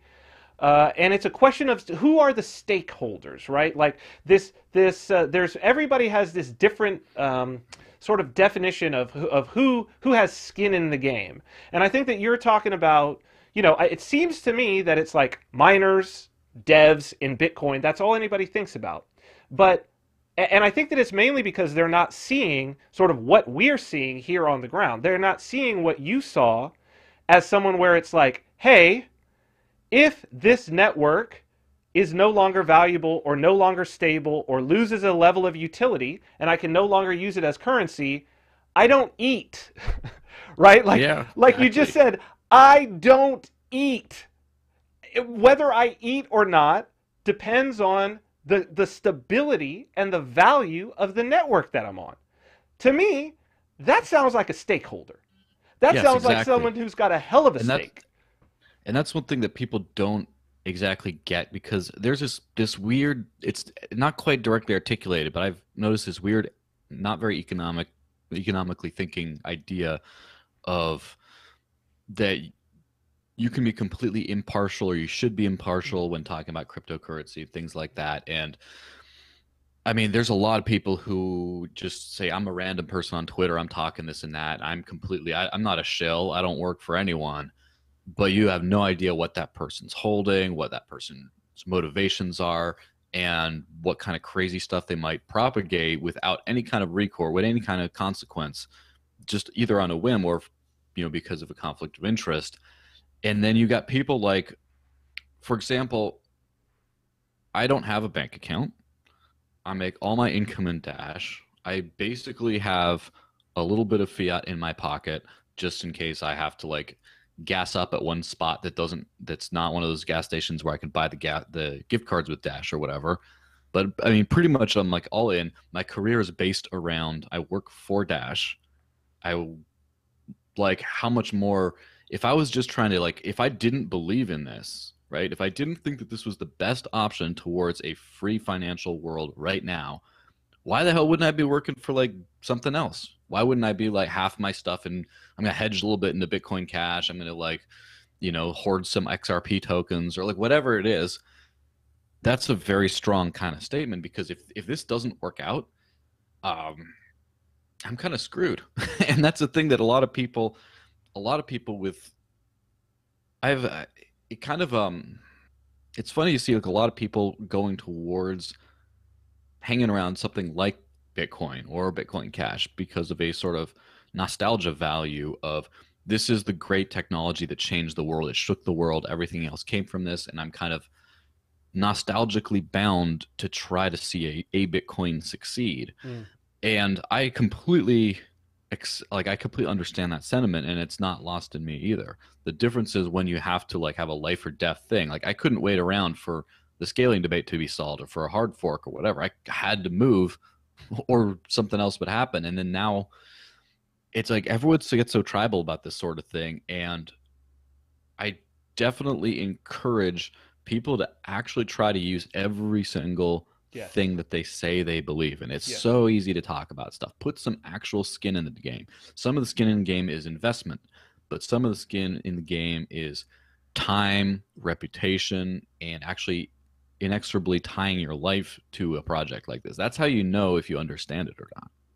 Well, then that's when your economic incentives are aligned to actually understand it. That's when it actually matters. Like one of the things to me that's very difficult is, I mean, I've built a business, but I've also, I mean, look, I moved my whole life out to New Hampshire for the most part, primarily because I want to be involved in this space. I love this space. I'm like you, that I believe that this is the greatest tool for human freedom that's come along in hundreds of years, and I want to be a help to moving it forward. I believe that I actually have a chance to do some good in the world, and this is the vehicle to do it. So I come here, I move here. But what's interesting is that is really the choice at the end of the day, isn't it? Like, and what you're saying is that the choice that you have, if you're a user, if you're an app developer, if you're a merchant, you don't have a choice in what decisions the miners make, in what decisions a particular dev team makes. So yeah, I don't have a choice in the decision that Blockstream makes.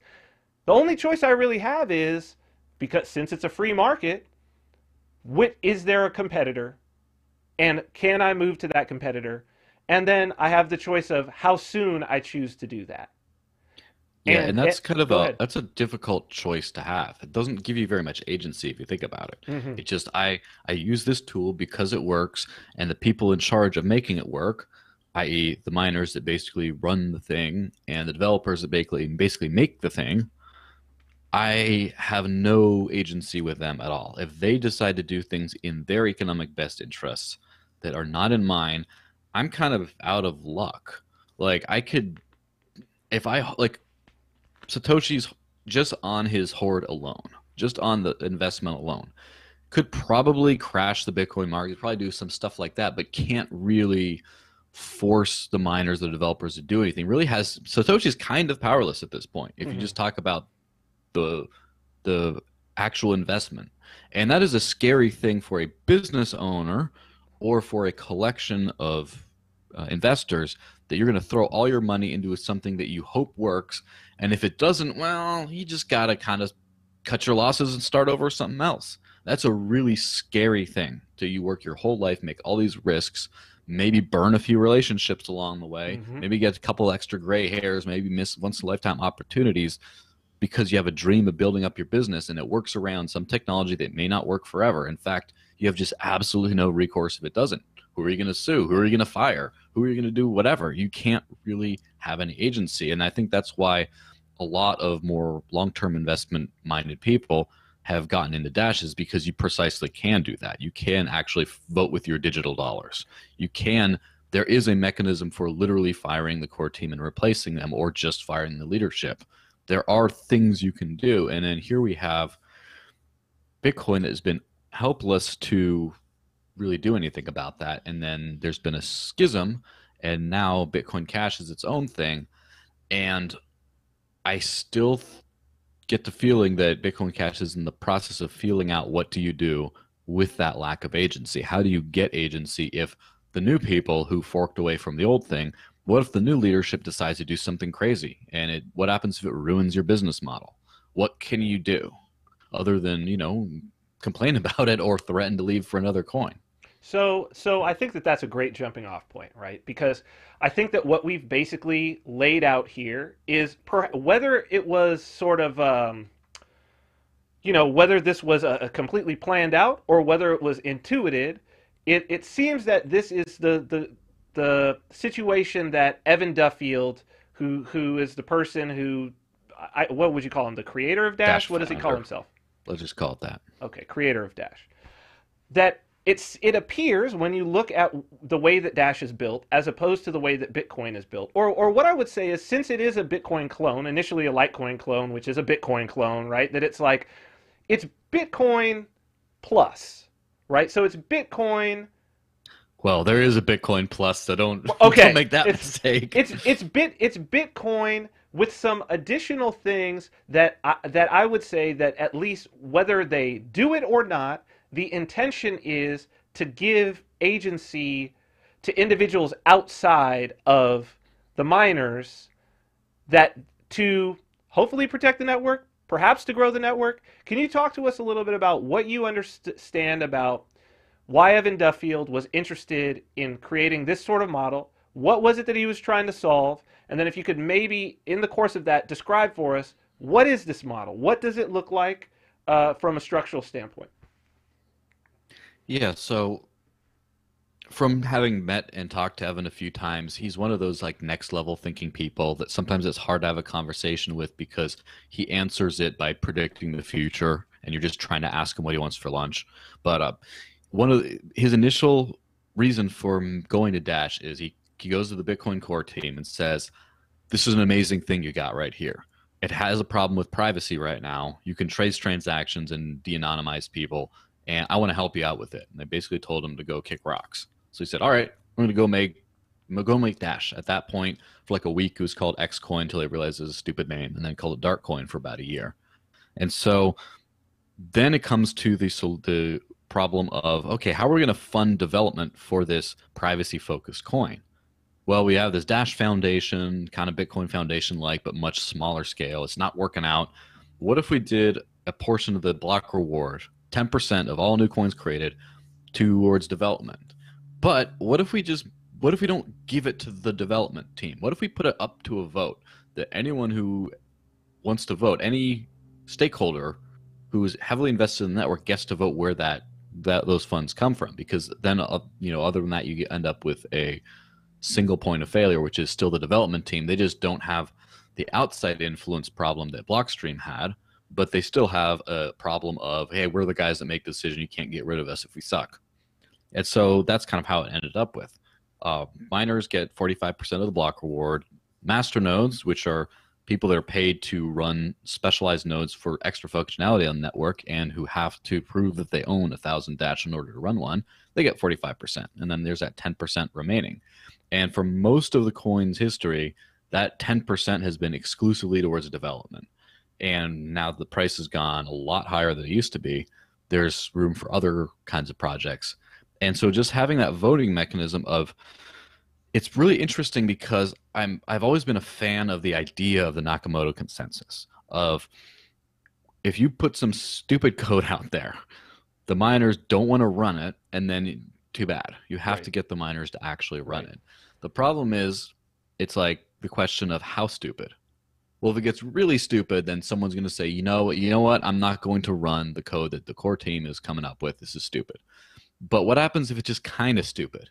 And you're like, well, we don't like it. We don't like replaced by fee. We don't really like it, but it's not going to change too much, and we don't want to rock the boat too much. And eventually you just go down this rabbit hole of like, well, I don't think SegWit's what we need, but, they worked so hard on it, and it will keep the community together, keep a hard fork from happening. So why don't we just, and you end up in that, and then finally it becomes a boiling point where it becomes a hard split.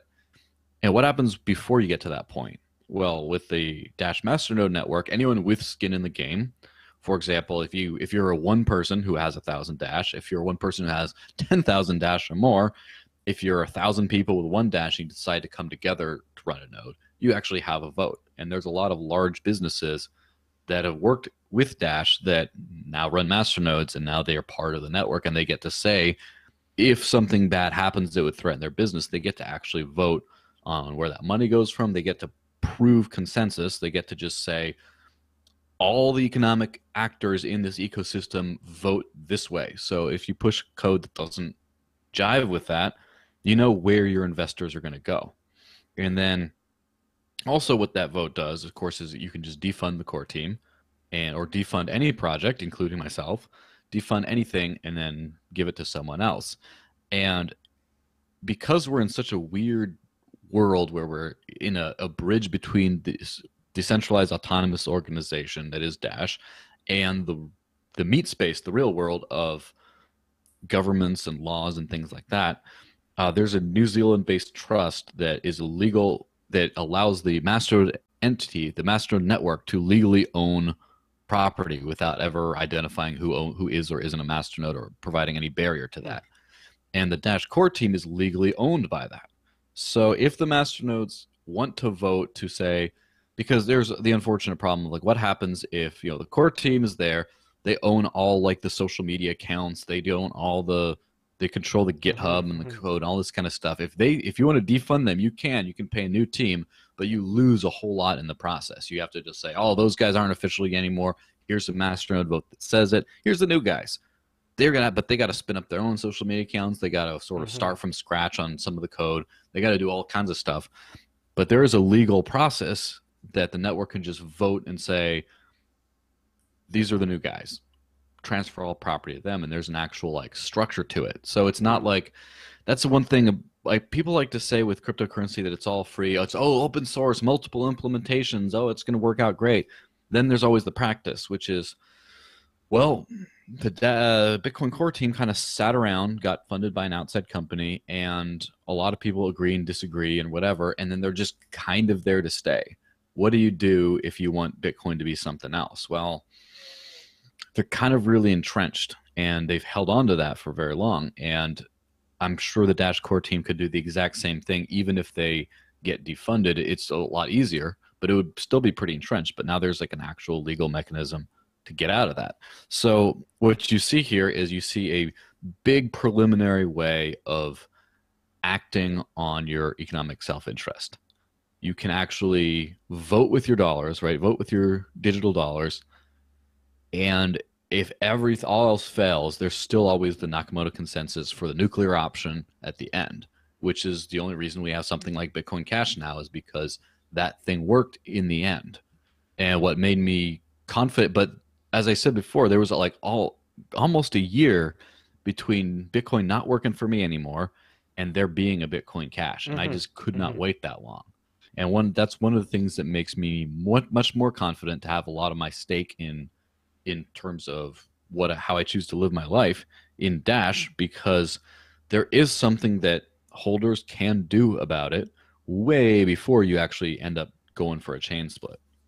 So, one other thing that I've noticed about Dash, and maybe this is just the nature of when you create a system like that, that's that sort of system when you have a number of proposals that are up to be funded, it seems that it naturally engenders a great need for communication, not just among the stakeholders, but it seems like the stakeholders, the masternode owners who are willing to at least be pseudonymous online, are engaging with the overall community of users to try to sort of figure out how they should vote.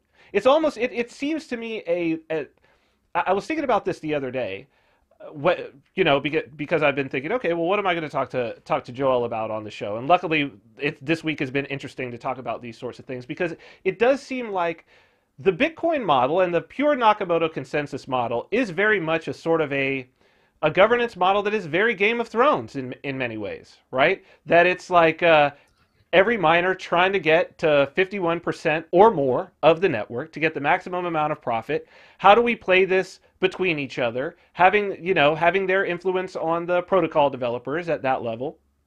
Whereas it seems like Dash, although perhaps it wasn't necessarily meant to be that, in some ways is shaking out as very similar in structure to kind of what the founding fathers of the United States may have envisioned in terms of different bodies that have a level of checks and balances. Has that, come across to you as being something Yes, remarkable that's emergent out of Dash? I've thought about that a bunch of times, and one thing we cannot ignore, and this is like, I guess I'd qualify as a libertarian anarchist, anarcho-capitalist, whatever, but you can't get to that point. You can't love freedom without liking small freedom rather than no freedom. And you cannot, we got to this impressive, amazing point in human history through the development of constitutional republics and systems like that. Small government, right? Small government is a big improvement on no government, extreme government. And so the American governmental model pretty much worked better than anything else for a long time, despite still having room for things like owning people or war or just all kinds of horrific things that has enabled. It's still got us to the point where we actually can care about that. Because before, it's just like, how am I going to eat? How am I going to survive? And so the human race has really leapt forward very quickly because of the relative freedom provided by that kind of system. And a lot of the problems with that have been that it's still been a trusted system. Right. It's been trusted and involuntary. It's been involuntary in that you just, a social contract. You sign it, you're born, sorry, you have to live by it.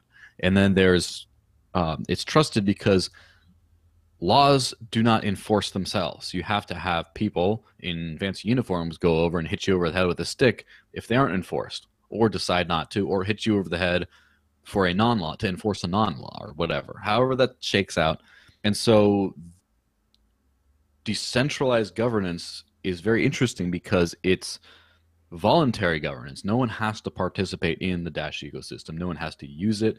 No one has to try to be a stakeholder. Anyone can exit at any time, go to anything else. And anyone could fork it. Anyone could fork it if they wanted to.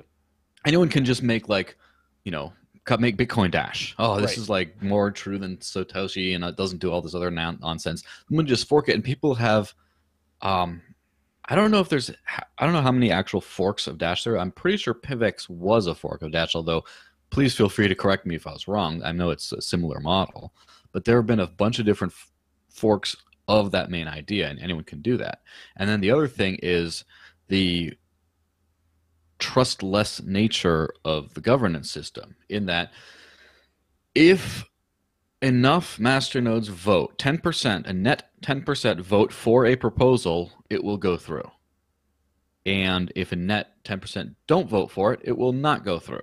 And that you cannot change that. If there's not enough room in the budget, something can pass and then there's not enough funding to go to it, so it doesn't get funded. But for example, if I have this great idea and I say, hey, I want to start a competing development team, not to replace the core team, but to work alongside it, just so that we have like two different implementations of Dash, and the core team hates it, but enough masternodes like it, I can just take half their money because literally it gets created and just gets zapped right to my wallet. You don't have to wait for the government to like audit themselves. You don't have to trust anyone to uphold the law. It happens. So it's a massive improvement over the system, but it's still, you find these similarities not because I don't think anyone's paying attention specifically to the constitutional republic kind of system, but I just think a lot of this happens to be a natural way of effectively organizing. And on that note, there is something that's coming out in a few months where right now, to run a masternode, you have a key, right? And that proves collateral, proves you own those funds. And then you use that to start your masternode and use that to vote. One key for everything. But they're coming out with something in the 12.4 version that will split that key into 3 so that you can have be a masternode owner, you can have the collateral key, but then you give a separate key to someone who runs the node for you, actually does the work itself, runs the actual node that you're paid for. And then there's a third voting key. And that thing I'm really interested in, because that means you can delegate voting rights as a masternode owner. That's starting to sound a lot like representative government now. Right. Except the difference is you can also not delegate. You can have 10 nodes, say, if you're a big rich guy, and you have 10 or more nodes, and you can just hold the voting keys yourself to all of those and just, I'm going to vote. I'm going to show up and vote for myself. Or you could be someone who says, I still have a full-time job. I got kids. I don't have enough time to go through all these proposals. I'm not qualified to judge what makes a good development proposal, what a good budget is. I'm not qualified for any of this, but I know a guy who is, and I'm going to give him my voting key. And of course I can still revoke it and if I want to, but I can just give him the voting key and then he makes smart decisions in my stead. Oh, this is so now we're seeing that build up, and it's pretty cool stuff.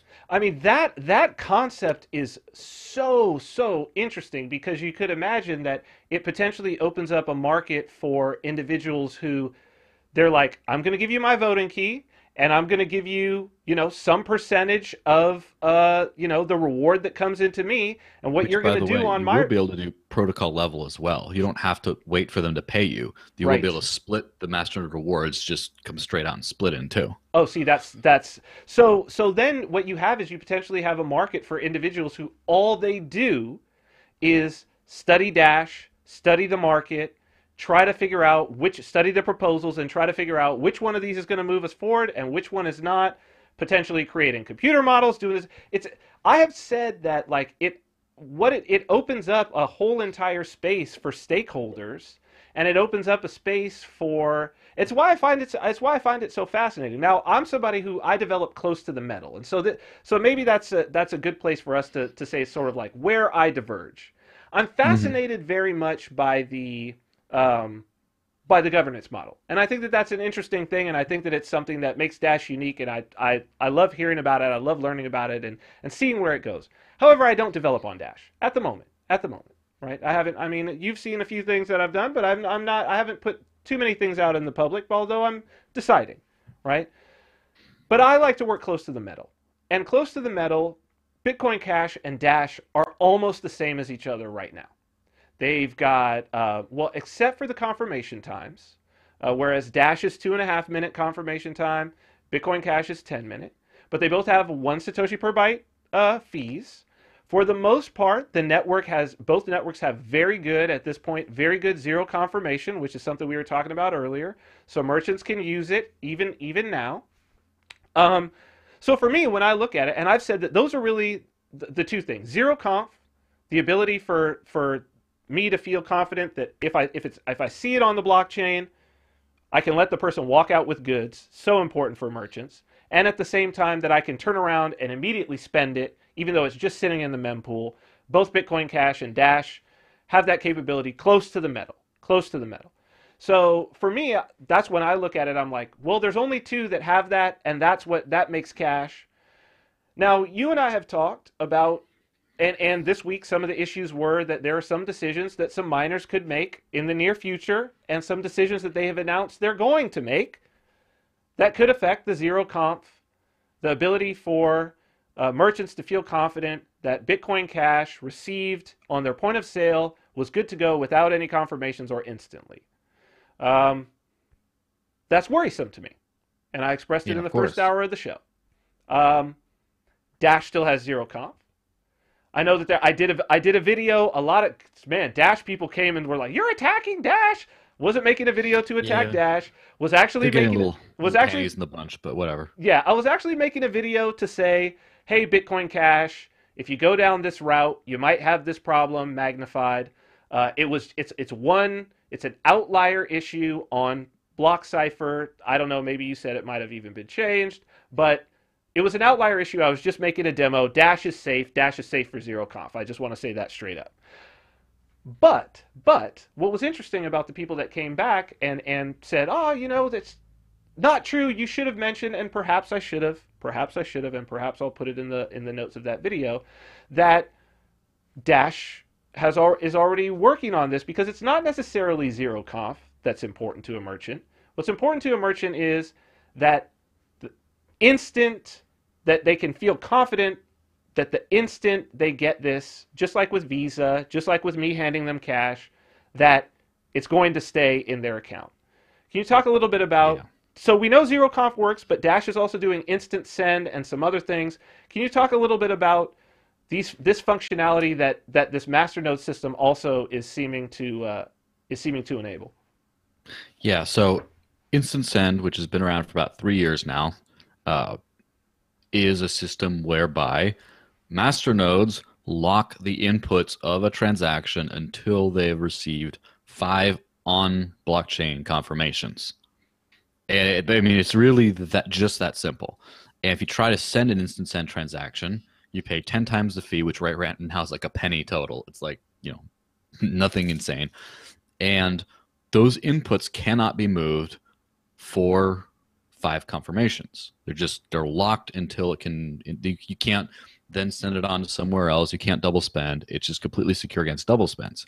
And as an interesting side effect of this, there's a function in Dash Network called masternode block filtering, which causes masternodes to reject blocks that have any kind of conflict with an instant send lock, meaning that it can effectively protect against a 51% attack for the duration of that lock. Of course, if you have a 51% attack, you probably have enough hash power to be able to go beyond that, in which case you're still kind of screwed, which is why 51% attacks are always going to be a thing until it's discussion for another day, I'm sure. But the point is that it actually locks those inputs so you can be absolutely sure.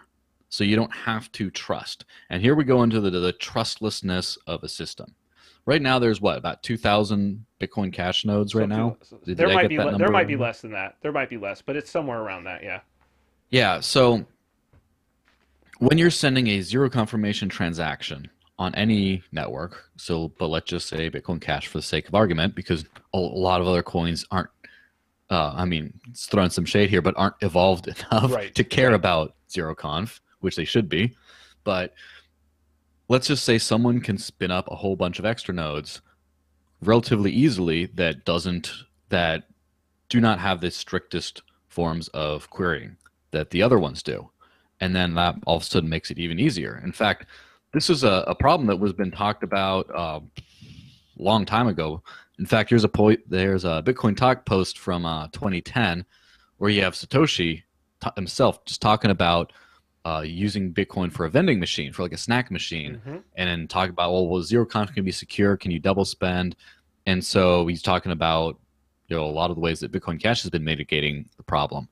And then you have Member Llama, who I apologize for not being too up on the lore, if that's someone important or not, but just saying that this is a good start, but still not impermeable. And is talking about it really just boils down to a majority of IPs. And he says, which sort of thing brings us back to the main novel idea of Bitcoin. Truth is voted on by computing power, not IP. That's right. So you can have this kind of an issue right now.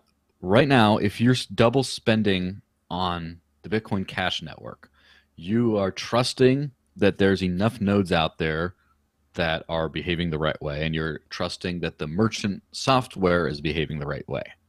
And whether or not that's a good thing to trust, it's still something you have to trust, and they have to trust you to not try to double spend it.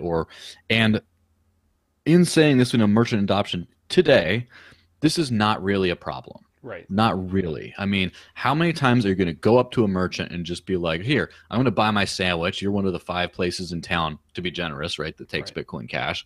And I'm going to buy my sandwich, and then by the time you walk out, there's not going to be a confirmation anyway, or by the time you walk out, maybe there is, and you come back again, you're like, hey, your thing didn't come through last time. Right. It just didn't work. Right. And then all of a sudden, oh, whoa, you're kind of in trouble. It's probably not, people aren't going to use this. But if you use ZeroConf for an online thing or a vending machine especially, that's where you run into some problems. But so largely this isn't too much of a problem, but it boils down to, you have to trust people. Now, with BlockCypher, the block explorer that's used in a lot of Dash merchant services, of course, they say that BlockCypher provides data so that merchants know when transactions are risky. Accepting zero confirmations has a risk, as shown in our Explorer. In the example I believe that the example is your video. Yep. The transaction shows only an 8% probability of confirming through our That's right. confidence factor API. Merchants use our data to inform merchants of risk. Using this data, merchants do not accept transactions with zero confirmations or a low confidence score. So there are products and systems in there that sort of mitigate that thing. But as a user, as a merchant who wants to accept Dash, what if you don't have that? What if you have AnyPay, Right. which is a Dash point of sale system? It's also a Bitcoin Cash. Probably, to be honest, probably the best Bitcoin Cash point of sale system It's out pretty there right good. now. I've used it quite a bit. BitPay has a couple issues with that, but it accepts zero conf because Bitcoin Cash doesn't have instant send, and accepts zero conf for Dash, and accepts Dash instant send. And so you have something like that where you might be like, oh, I'll just pay, and then the merchant doesn't know if they are secure in receiving the funds. They don't necessarily, they just trust. They have to trust. And the thing with instant send is the only thing you have to trust is Dash, which is what a trustless system or relatively trustless system should be like. The only thing you have to trust is this thing actually works, and since the code's all open source, etc., you can actually verify how does this work. And so with instant send, any user who's using Dash can send an instantly settled or as good as instantly permanently settled transaction and just be confident. They don't have to check if how many nodes are behaving the right way. They don't have to check if there's a Sybil attack that's being attempted at that moment. They don't have to know what service the merchant's using. The merchant, more importantly, doesn't need to know what service they're using. Mm-hmm. It just works. And that's kind of the big game changer, because cryptocurrency is extremely experimental still. 9 years after Bitcoin came out, this is still very like nerdy kind of experimental stuff. And that's one reason why a lot of merchants don't want to deal with it. I've ran into some pain points with merchants around here who just like, oh, the app isn't working, or like I sent it and it didn't broadcast right away, and then just there's always like some little hiccup, or the Wi-Fi is kind of off, or there's always something, and it's always makes people a lot more risk averse. And so this kind of thing, this very simple little checkbox, which you can, as a merchant terminal, you can just have a little checkbox that does a little flag at the end of the address that says and IS equals 1. It requests specifically an instant send transaction, and you can do stuff like that back end, to where if you send a normal transaction, it can see received unconfirmed. But if you send instant send, it says confirmed right away. Right. And so there's extra stuff on that. But if you just say, hey, are you using that instant send thingy? Oh yeah, I am. And then you can just trust it.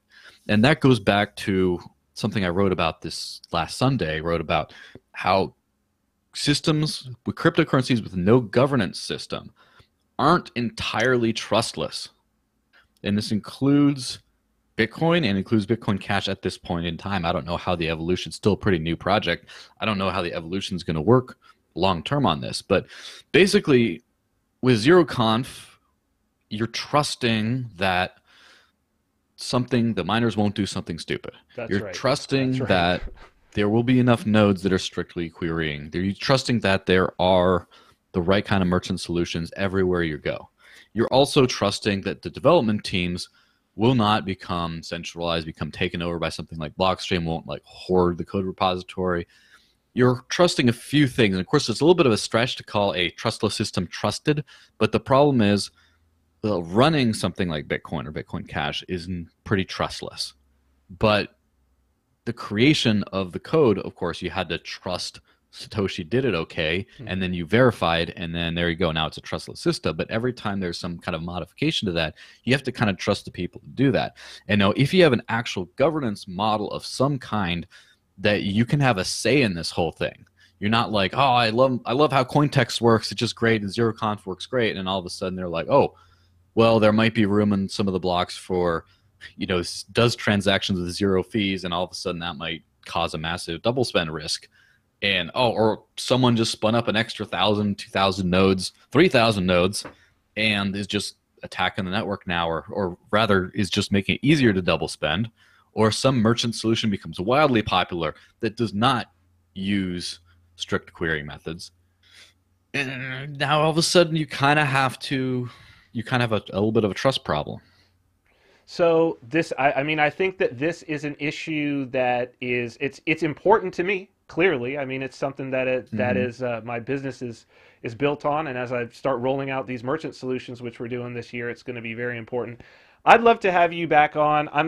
I'm assuming I'm going to see you at PorkFest, right? Yeah. Okay. You have a ticket? Ticket? Yeah, I'm speaking 2 days. I know you are too. Well, that's good. Dash is I'll the be main, speaking as well. Dash is the main sponsor, right? It's one of the main sponsors. Mm-hmm. And for people who are interested in actually trying out cryptocurrency, pretty much everybody there who's selling anything is going to be taking Dash. So that's good. And in fact, the number 2 sponsor is AnyPay. Oh, so there you go. So, which is AnyPay is right now funded by the Dash network. They were kind of a crypto agnostic point of sale system, but recently they got something funded to improve the point of sale system and do some Dash specific things like Dash back. Right. So if you go to PorkFest, you spend like $10 in Dash, you might get like $2 or $3 back to your wallet. Like, is it like a cash back type thing? I experienced this with Ian Freeman in Keene when I went out there. I'm going out tomorrow and did Free Talk Live, and he took me to a bar afterwards and showed me this. It's really cool, this Dash back. Yeah. So it's going to be a crypto heavy spot, and pretty much every single merchant at PorkFest is going to be taking cryptocurrency. And if they don't, well, shame on them. They're not getting any of my business. I'm giving out $20 in free Dash to people when I set up their first Dash wallet. Only costs you a selfie. So sorry if you don't think you look good. I think you look fine. And just go and have fun and spend all kinds of stuff. If you want, you can just go shapeshift it to Dogecoin and just ask one of these places to take Dogecoin, and AnyPay will support that too. But I mean, obviously, if you want the real digital cash experience, you should probably be using Dash. Awesome. Thank you for coming on, man. Joël Valenzuela, dashforcenews.com. Go and check him out at the Desert Lynx on Twitter. Thank you so much for coming on, and we'll have you on again soon. I'll see you at PorkFest, man. Absolutely. Thanks again. See you later. Bye-bye. So, Christian, were you able to hear any of Joël? Oh, wait, I've got him muted. Hold on. Now I have you muted, Christian. There you are. Were you able to hear him or no? Did I get the audio right? Christian? Yeah, I heard him. You heard him? He was, there we go. Good. I heard it. Good. I picked it up. Good to know. I didn't know whether I had that audio signal right. So, dude, interesting stuff. I think it's a good sign that we're reaching a place where now we're actually starting to talk about merchant adoption, talking about using this in real life. It's only in using it that the subtle kinks and the bugs become obvious. It's Linus's law again, man. You got to have a lot of eyeballs for the bugs to be shallow. So we're at the end. We're at the end. It went by super fast, dude. Yeah, it went quick, dude. Yeah, that was a fast one, but a very good one. Thank you for everything today, dude. It looks like we've got most of the technical issues worked out. Yeah, it's running smooth now. Definitely a lot smoother than last week. That's for sure. So yeah, man, I'm sure that there will be more on these topics to talk about probably in the next week. I forgot to ask you, how did the meetup go? Oh, actually, so I had to cancel it. I contacted everybody that was coming in from the meetup, and everybody that we knew that was coming in, because the Vegas Golden Knights hockey game. Oh, that's right. The venue. And George is not. Yeah, George is like all about the distillers, all about the Vegas Golden Knights. I saw he had posted something that was like, when I was in Hungary and the national team played, nobody worked, and now that I'm in Vegas and the Golden Knights are in the Stanley Cup Finals, I'm not working, or something like that. So okay, well that's great for George. I'm sure but you're doing it again next month, right? Yeah, absolutely. Okay, for sure. Awesome, dude. Well, thank you for today. Let me say goodbye to the people. Well, thank you for tuning in today. Once again, I'm glad that the show turned out the way that it did, and I hope that it was informative. This is a conversation that we really have to continue on if we, as liberty lovers, really want to take Satoshi's vision and the vision of Bitcoin and cryptocurrency and use it as the tool that it was always meant to be, to free markets, and in doing so, to free people. So I hope those people who are able to make it out, I can't wait to see you at PorkFest. I will be there from, when will I be there? From Wednesday to Sunday. I'm speaking actually on Thursday and Friday, but I'll just be hanging out the rest of the time. I'll be there at Rogers Campground, so find me. Let's hang out. Let's talk. Let's go buy some stuff with crypto. I can't wait to see you all. So we will be back, though, next week. Same time and same place, and until then, stay free.